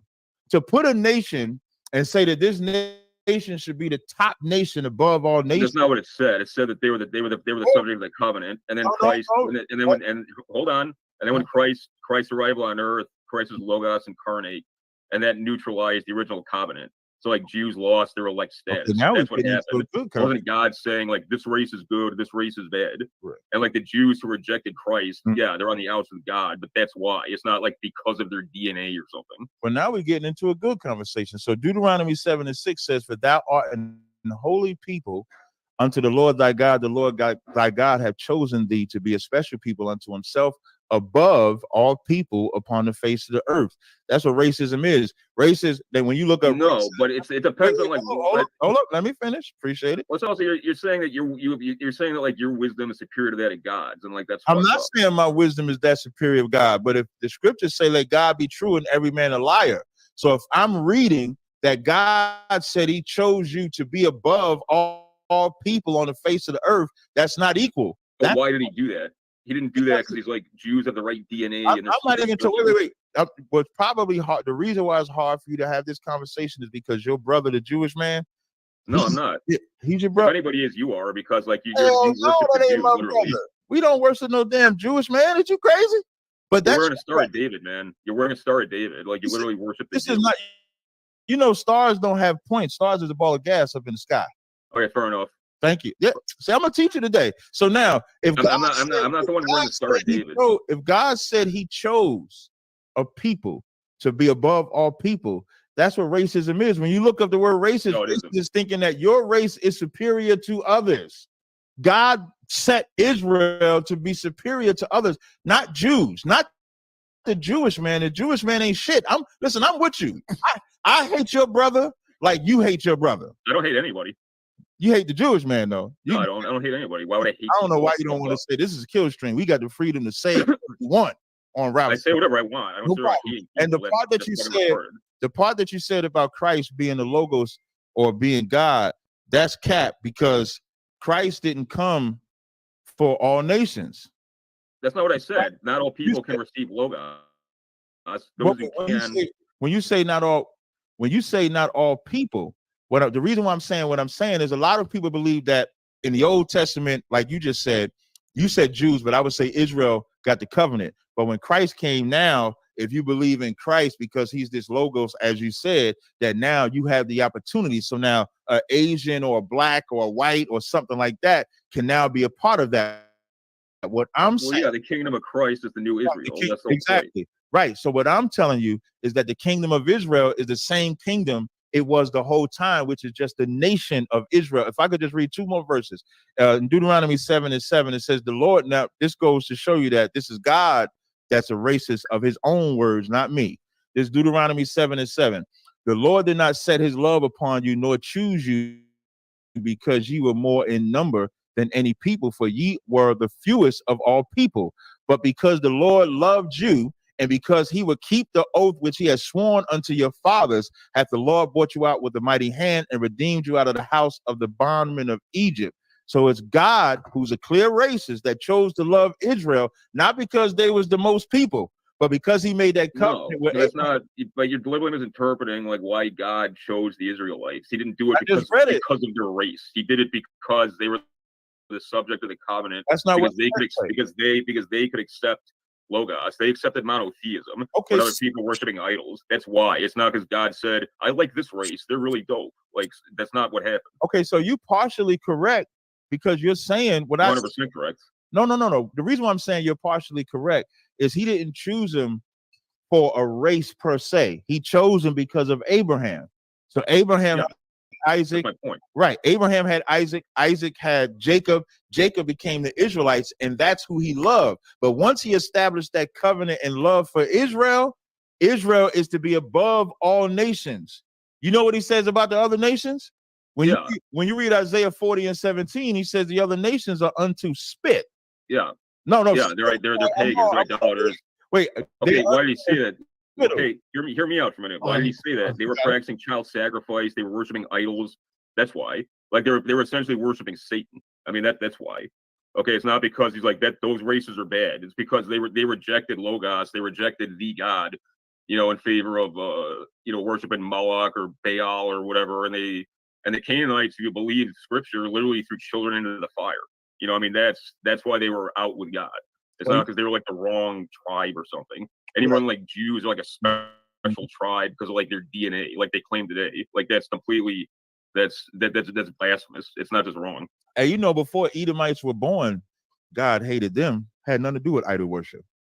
Before they were born, like in Rome. Yeah, but that's I mean that comes down to predestination and a lot of other things. Well, that's y'all people though. That's where you descend from. So in Romans the 9th chapter, when he says, "For the children being not yet born, neither having done any good or evil, but that the purpose of God according to election." I mean, I don't. So you're basically just flipping identity Christianity in its head. Like you're just like the guys that claim like the black man's the descendant of Shem and is like the mark of whatever. Like I don't accept that. I don't know about no mark, but we are the descendants of Israel, the true ones.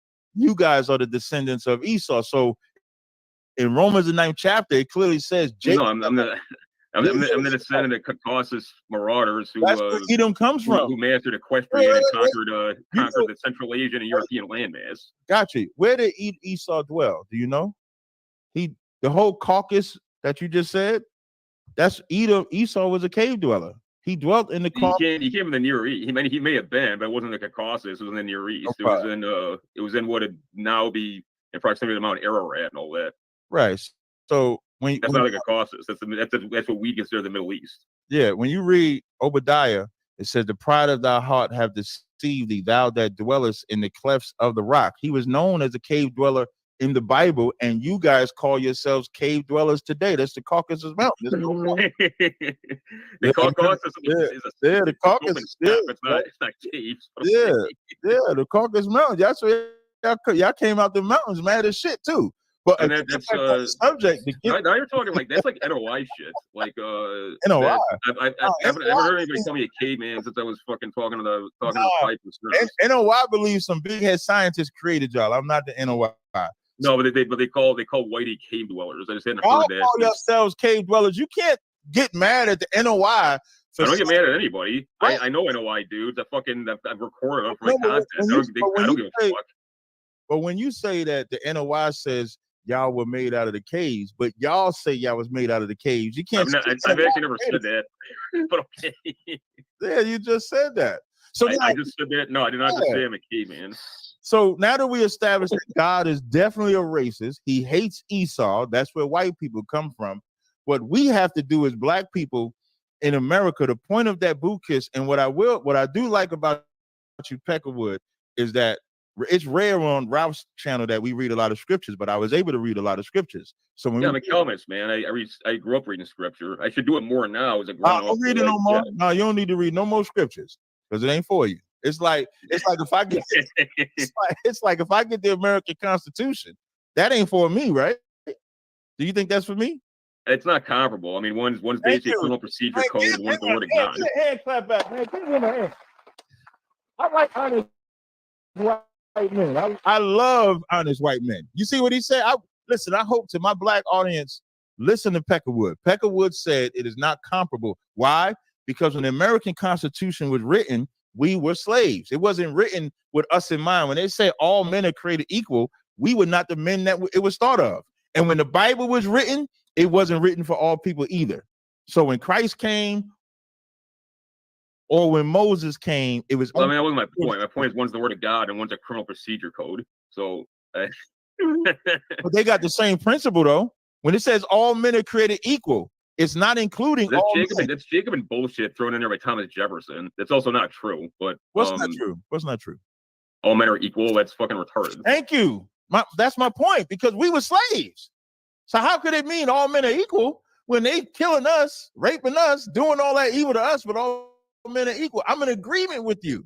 And that's my point. And the Bible is the same way. The Bible is the written will and testament to the children of Israel. It's not written to everybody. So that Jewish man that stole the records is no different than the Christian white men that stole the records as well. So what we have to do when we go out on the streets, the reason why I showed that video with them black ladies getting their boot kissed, the only way to counter the psychological destruction of black people is foot fetishism. No, not like you. Now you minimize it to foot fetish, right? But you know what a black person. I'm not minimizing it. It's weird. What a black person that has looked up and idolized white people, that have grown up in fear of white people, can see black men on the street talk aggressively to other white people, white women and white men, get them on their knees to apologize. That's how you free mental oppression. Because all their life they think we supposed, Yeah, but my point was at the beginning, like at the start, like anybody who would do that is a punk. Don't do that. Don't do that, because you first said they was poor, but then you said they was rich. No, I'm saying now anybody who do that, say, but when you no, anybody, I'm here. Anybody who do that is a punk. So I don't see how it can alleviate your anxieties in that regard. Because like no white man who stands on his own 2 feet would fucking do that. So now, if you told me to do that, I'd give you like a 20 because you made me laugh, and then I'd fucking walk on. So now you saying that they're a punk. The white man is a punk. That's fine. Whatever you want to do. No, I'm saying those guys aren't white men. They're punks. There's a difference. They're the kinds of guys who go to prison and are like holding on to a guy's pocket. Listen, you could be a white punk. Oh yeah, there's plenty of white people. Right. Like, I don't happen to be one of them. That's why I don't do that bullshit. That's why I'm fucking asking. Hey, with a name like Peckerwood, I'm definitely not saying you a punk. But them white, I know that. No problem. Them white punks and white women. No, don't distract me right now. Them white punks and white women that get on their knees. If you, whatever you want to call them as a white man that think they should not, that's on you. But when we're on that street, for my people that are watching, that frees them from psychological oppression. Would you at least, now, let's say if it was reversed. Let's say if we had you enslaved and then you see black people and you get them down there, you don't think that psychologically that would free white people from their oppression or what they feel like they're oppressed? No, I don't. That's cap. That's cap. And I'm gonna tell I'm you, not a foot fetishist, man. It ain't a. See now, you know why you say foot fetish? Because it offends you, when especially when I showed that white woman. I'm not offended. I think people who kiss people's feet and are into feet are foot fetishists. Ain't kissing a foot, literally. He kissing a boot. Yeah, so it's a boot fetish. No, some guys like some guys are into like girls with big breasts. Some guys are into feet. I mean, I'm not into any of that shit. What we're into is justice. What we're into is freeing. That's why I read John 8:32. Ye shall be free. The mentality that black people still think that they should vote for a president of the United States. Still think they should go into the white man's church or white man's religion, build up white America. The only way to counter that is to inspire them. And the boot kiss is just like one of many things. Us even being on the street corners, if we say the white man is a devil, we the children of the Israelites, stop using this drug, stop aborting and stuff like that. There's other things that we do right there too. But when you get a white, and maybe you would have to be black to understand, or maybe you would have to be oppressed, which your day is coming, but maybe you would have to be oppressed as well to understand what it means to a black person that sees another black person getting a white woman or man willingly to get on their knees to apologize for what their ancestors have done, because we're the one race that has never really gotten an action apology. What I mean by action apology, the Jewish man get apologized, they give him millions of dollars. The damn New York governor just gave him 185 million. So they don't just apologize; they put action behind their apology. Yeah, but the thing is, like, you know, you gotta like, you know, there's not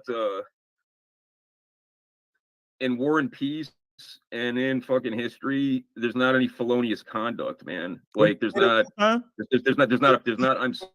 sorry, this shit happened. Start from the beginning. Say that I want to get what you just said. I said in War and Peace and in fucking history, there's no fucking felonious conduct, man. You know, like, if you get caught lacking, you get enslaved or you lose or you get took the fuck down. You know, like, there ain't no apologies. Anyone who would apologize is a fucking bitch. That was my point. Right. So what do you think? I mean, if you got a foot fetish, or if you want like bitch made white people to be like, oh, I'm so sorry, man. It's like them people aren't capable of shit anyway. They're not the people if shit got lit, you'd have to deal with anyway because they're fucking pussies. But you know, I'm gonna tell y'all something. But you shouldn't give a fuck anyway. Like, I mean, I'm basically a minority of one where I'm at, and I mean, I don't come at nobody like disrespectfully, like man to man, and like, I mean, that's cool, man. That's like basically all you old people, you know. I'm gonna tell my audience something. Excuse me, I'm sorry. This cat Peckerwood, he's for the slaughter. I'm just letting y'all know now. He don't want. Welcome to try anytime, man. I'm pretty fucking ugly. I'm gonna explain what I mean. Listen, because Ralph was like, "Oh god damn, Cap, I can't bring you back no more." That's what I mean. Is like, so for what we teach, right? We teach that there'll be those that are going to the kingdom that'll be slaves and apologize, and then there'll be some that is just firewood. Peckerwood is saying he ain't gonna be a German bitch like his German bitches, the German bitches that he had that apologized, that he felt as bitches. He's not gonna be them. You would just take the death, is what you're saying, Peckerwood, right? Even you could try. Like I said, I don't think it'd work out. No, I'm not coming to. No. Listen, I'm not talking about. I'm not. No, I know. I'm just okay, gotcha. So yeah, I'm not talking about me doing anything to you. No, I know, man. But if you want to chop and block, and you got the choice of apologizing, getting on your knees and apologizing, or death, you choosing death, right? Yeah, I mean, it's gonna happen sometime anyway. That's what I meant when I say he for the slaughter. So everybody can understand. I ain't saying that. I gotta raise up in a minute, man. We can do this again next week if you want. I don't mean to like be abrupt, but did they say are there like questions anybody's asking or anything you want me to cover? Yeah, well, I was gonna ask, and maybe you could play off this too, but before you go, I figured it'd just be an hour anyway. But this whole thing started, Captain, because some black people disagree with you. Whack 100, definitely. And I know you were tight with him. And I've seen you do some content with him, and I think you were in the Ye interview with him as well. And so I was just gonna ask your reaction to that. And I know he trashed you basically on Adam 22's show. I saw that clip too, and he kind of Ralph. There's kind of a bad energy on that show, man. Like, I'm not talking some shit on Adam 22. I mean, I'm gonna hold my piece on that, but there's like bad energy there, man. I think. But go ahead. Now, Ralph, I do not have a problem answering because you're so kind to me on the show, and so I think on the No Jumper show, I think didn't Wax say I had a white mother? He did say that. Yes. I was surprised to hear that. I don't know. He did say that. We played the clip, and I was mind boggled when they sent me. I was too. Yeah, when they sent me the clip and said, "Yeah, Whack on No Jumper said you got a white mother." So what bugged me out the most is I said, "Well, where's he getting his intel from?" Like, my mother is not white at all. Both my parents are black. So me and Wax fallout is over this subject, the boot kiss. Yeah. Like, we didn't have an issue. And for the record, I want everybody to understand I'm answering this because Ralph asked, and like Ralph lets me do what I want, so he deserves to get a full detailed answer. So a couple of weeks ago, me and Wack is on the 100 side on Clubhouse. And so as we're on the 100 side on Clubhouse, we didn't even start talking about the boot kiss at all. We was talking about vegan versus meat and different subjects. And so he brought up the boot kiss. And what's interesting, did you play the content where he told Adam to kiss the boot? I didn't hear that. I just saw his clip and a little bit of you guys' discussion. Okay, so And he did say you had a white mother, and I was baffled by that because I didn't think that was true. Hey, Ralph, did a part of you think we might be related? Well, we do get along pretty well. You know, I was shocked to hear that, and I thought it was bullshit, but I was also like, maybe he knows something I don't know, right? Like I've never heard that, but you did. It didn't strike me that way. That you no have problem. So I'm gonna try to find the clip where he tells Adam to kiss the boot because of me. And the reason why I'm gonna find that clip is because what makes that interesting is because Wack goes from supporting me, like Wack brought me on the show, like you just mentioned that he brought me on. I interviewed Kanye West through him. Yeah. Hold on, which was a big spot. By the way, let me let Thomas get his final thoughts in here because I know he's going to bounce. And I figure we only had him for about an hour anyway. Right, and then I'll finish breaking it down. Yeah, and then you can finish with that. But just final thoughts here, Thomas, and you could weigh in on anything else you want and promote your stuff too here. Yeah, you can find me. You can find me on Substack. That's probably where I'm most active these days, man. It's real REAL Thomas777.substack.com. I'm on Twitter, man. At real capital REAL _7 HMAS777.com. I got a T-Gram channel again. I get nuked off there, man, for like fucked up and frivolous reasons. That's crazy. Well, it's like I think there's a strong like Ukrainian element to their I don't even know they're publicly traded, but whoever like the control group is, they're like on the profit side. And like if you trash Ukraine, they'll like fucking ban you. But then I stopped doing that because I was consciously aware that they're sensitive about that. And I just got like arbitrarily nuked. But I do have a T-Gram channel now. It's Mind Phaser. It's named after the podcast. I mean, that's basically what I'm up on. I'm trying to get some more long form stuff done. And I'm working on this book I want to get done hopefully by October, November, man. I'm probably going to publish it through Imperium because they've been very good to me, but that's basically what I've got going on at the moment. And thank you very much for hosting me, man. I love it. And thank you for filling in. Like I said, I didn't mean, it's starting to be abrupt, man. It's just, no. I appreciate you coming, man. That's fine. Yeah. Oh yeah. No, it was good talking to you, Captain. We'll get you back on soon to talk about politics and the geopolitics and stuff like that too, because I got a lot of stuff I'd like to talk about on that front too. So no, just hit me up next week or the week after. I could probably give you 2 hours if you give me like a few days notice. It's totally up to you. Like no hard feelings if you want to do that. But if you want, I'd love to do that. Yeah, just hit me up, man. You know how to get hold of me. And yeah, be good, Captain. It was good to see you again, man. No problem. Anytime. Next time, the subject. Next time you appreciate the subject, and I'll come back. Yeah, for sure, man. All right, fellas, be good. All right, thank you, Tom.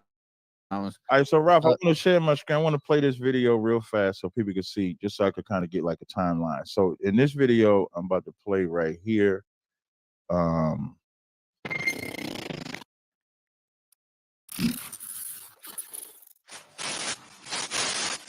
White guy, y'all took credit for building America, and goddamn well you didn't. I wasn't there. You ever hear like you shouldn't be judged by the sins of your father? Bullshit. Apply that to the white race. Thank you. Captain Tazariot and the Hebrew Israelite says you should pay for your father's sins. Kiss the goddamn boot. You seen them do this shit, right? All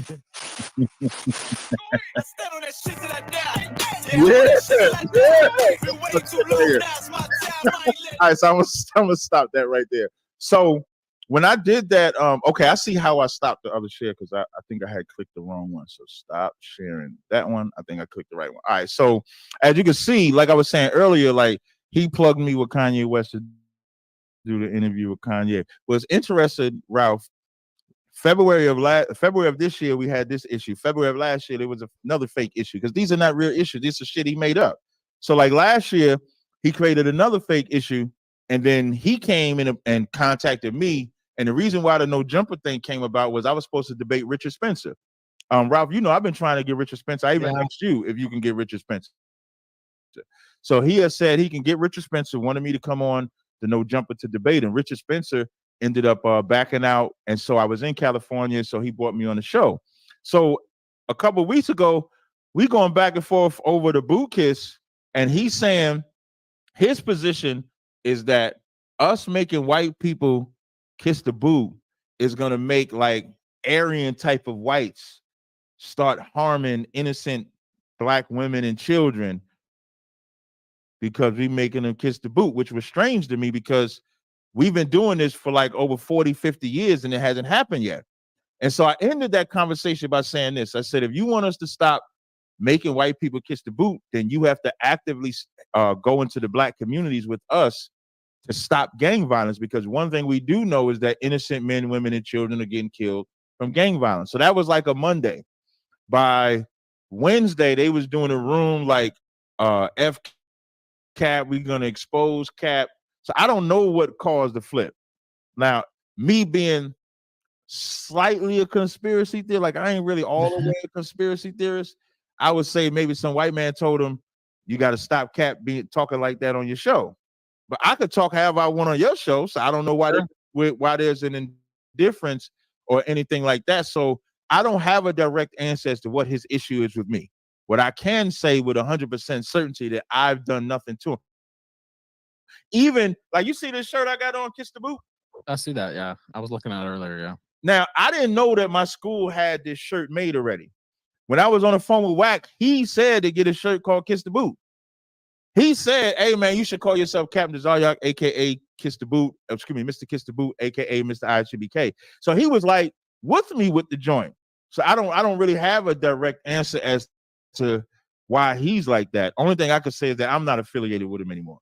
But so I don't know how to tell you, like, what was the camera that broke the back. I don't know. I just it was really strange. And I know he was a big promoter of yours. And like you said, I forgot he said that. Try to accuse you of having a white mother. It was a really kind of a personal attack, honestly. And I was like, what the fuck when I was watching it? It was really nasty, right? Like, I mean, well, used to be he's trying to hurt your cred with black people, kind of, right? To throw that out. That's what he's trying to do, wasn't it? Right? He's got a white mama. I'll tell you, part of it is like a lot of what Wack does is content driven. So even if it's not real, if it's fake or whatever, if it drives content, and that's the bad thing about social media. Like you could just make up anything about anybody, and you know what I mean. So I guess he thought maybe saying I got a white mama was supposed to make me lose people, but right, I ain't lose nobody because everybody knows I ain't got my white. I'm about to say my white. My mother's been to my cookout. My mother birthday. That is crazy as hell to me. I would have thought like maybe say like I don't know. I'm trying to think like what else could you say? Like, but now because like for an Israelite saying I got a white mother, if I had a black father, I still would be black. So it wouldn't even be enough to say I got a white mother. So even if I had one, if my father's black, it wouldn't stop me from being black. Now, if he said I got a white father, then that would give more credence, which is why I didn't take it as serious as a lot of other people took it. A lot of other people look at it like, damn, Wack said he got a white mother. Maybe he do got a white mother. I looked at it as Wack is a troll. And that's Wack trolling. That's how I looked at it. But at the same time, I'm not going to affiliate with that no more. So that's the best I can. I don't blame you. And again, I heard it and I didn't believe it, but I was like, where is that even coming from? Right? Like, I never heard that before. So I was like, sounds like bullshit, but like, I never asked you about your mama. Like I wouldn't, because it has nothing to do with the show, right? Like I would never even come up in the first place. The subject, I can see asking, but if mama ain't about the subject, why we talk about mamas for? Yeah, I know. I don't know. It was just really weird. And if he's just trolling, I have to deal with that too, where people just make up some shit. For no damn some people like that type of entertainment. And whatever. And the thing about Clubhouse, where he said it at, and even with the Adam, they thrive off of what they call plays and fake narratives. So it don't even matter if it's real or not. It's like, what can get the people in the room? I'm gonna fill a room up. Okay, Cap's mom is white. I'm gonna fill a room up. But after that's over, you destroy your friendship over a lie. Now there's no friendship no more over a lie. So because if a person snakes you once, you might let it slide or something like that. But to snake me twice, I just can't affiliate it with that. So and I have this same principle. I'm kind of a forgiving guy, and I've welcome people back, and usually it's a mistake though, I'll say, even after the first snaking, because if they'll snake you once, they'll probably snake you twice, and I found that out the hard way many times. And sometimes it's a gamble, because I always give people two chances. And, yeah, I try to do that too. Yeah, and it's a gamble. It's a gamble in the sense that there's some people I gave a second chance, it worked out. Yeah. I've had it You know what happen I'm saying? too. So it's only that the ones that don't work out seem to stand out more, of course, because he'd be like, God damn it, why did I even try? I ain't trying no more. And then the next person comes, you give them a second chance. But for us as Israelites, we always are looking to give, our brothers second chances. And although I'm not gonna affiliate with him anymore, I don't wish no ill or nothing. I hope he has the best, be the richest, wealthiest man on the planet. I'm just not messing with him no more because I would never trust him. And if I can't trust you, then I just can't rock with you. Yeah, and I completely understand. And it's happened to me, but I figured I'd ask you about it because that's how this whole thing kind of started. Yeah, definitely. And I in the think it first worked place. out pretty good, man. I made my man Peckerwood run off. I know I thought he was gonna do 2 hours. I was hoping to. Well, I figured he might just have an hour. Okay. We could do another discussion, another hour with him. He said he could come back for a couple hours. Yeah, in a couple definitely. weeks. Let me know, or anybody. Like if I don't know how Yeah. Richard Spencer. I don't know if y'all cool or anything like that. Well, we're cool, and he's been on the show a lot, but I don't know if he's ducking the kill stream now. I don't want to throw any shade, but right. seems like he might be. Because I think that would be huge to have somebody of his ilk, somebody of mine to have a discussion, whether it be politics, whether it be racial based, political based, whatever it may be. I think that could be a good conversation that we could have. I think it'd be good for both sides. You know what? I'll reach out to him, but I can't guarantee anything. He's been on the show plenty of times, and he was on the show several times last year. But he's kind of look. I'm not even throwing shade. I'm just being honest. He's one of these cats that's one day he's going this way, one day he's going that way. It's cool. And now he's kind of keeping his distance. And so that's just the kind of guy he is. Not talking shit. That's just I understand. I have no beef with him, to be clear, and I would love to host it, but I'll reach out on it. And I was gonna ask you, what should we talk about next time we have you on? Like, I mean, we could just do a general discussion. Sure, we can have a general open discussion. It could be it's usually like race relations. What I do like about Peckerwood in this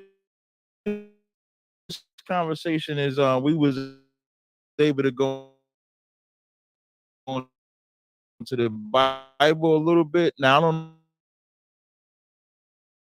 a Bible discussion. It doesn't have to be. But I know like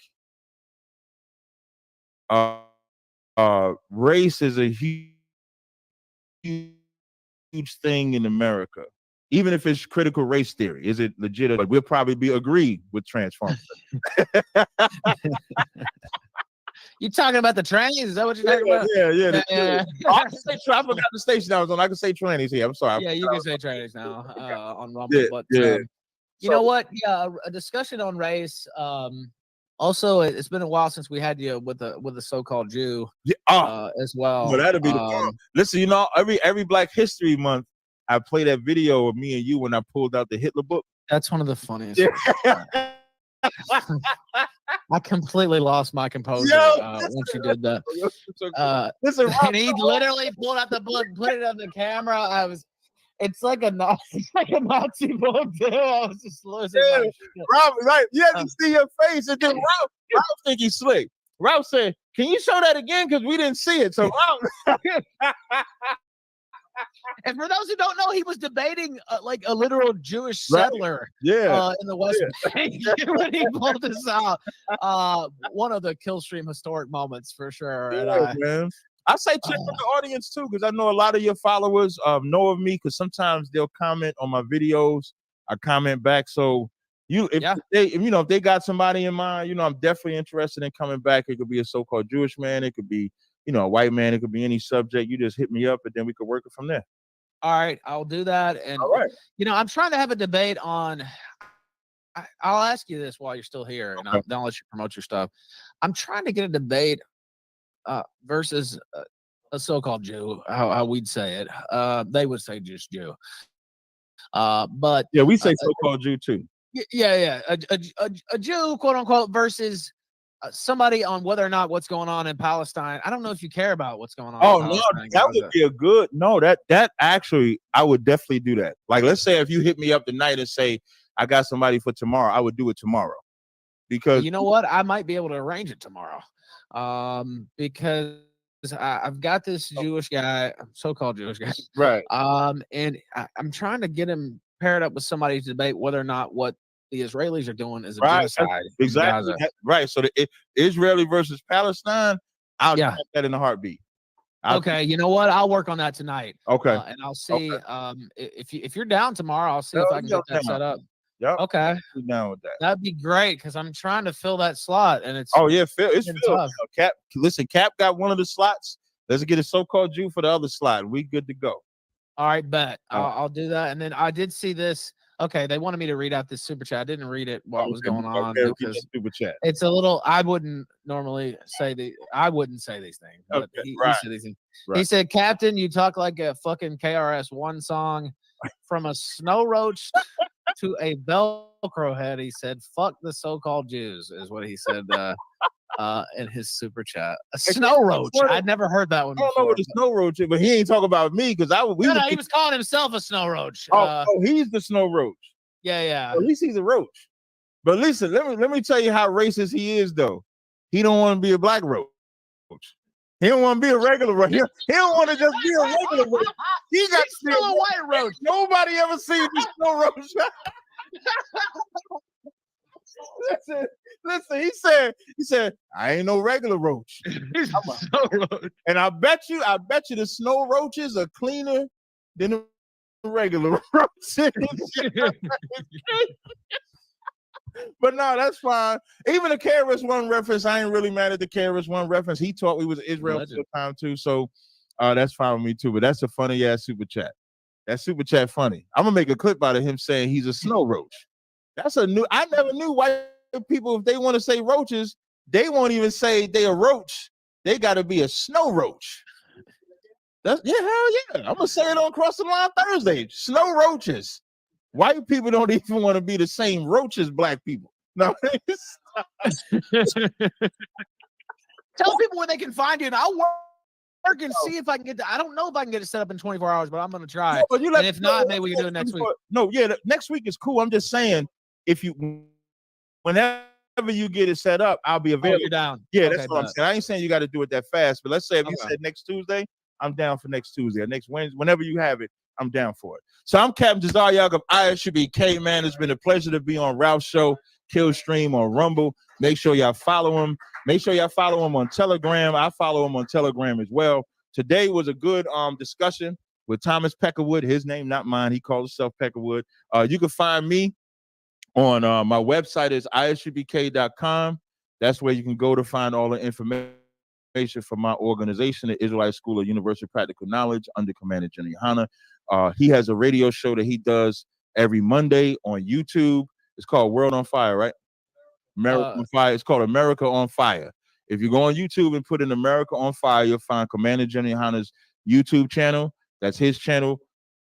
My channel is Cross the Line Radio and Captain YAHANNA Podcast. That's also on YouTube. We do a radio show every Thursday from 10 p.m. to midnight. For all the white people that's on Killstream, if y'all want to be a guest on my show and talk some shit, just hit me up. Ralph knows how to get in touch with me. You could be a guest on my show. We debate just like Ralph debates and brings different people of all races on his show. We do the exact same thing because these type of conversations are necessary. Although this conversation was sparked between two black men, the real conversation took place between me and Thomas, and I think that was the most important part. With that, Ralph, I appreciate you having me on, man. Until next time. Thank you, brother. I appreciate it. No problem. I'll talk to you soon. All right, I'm going to stop sharing my screen.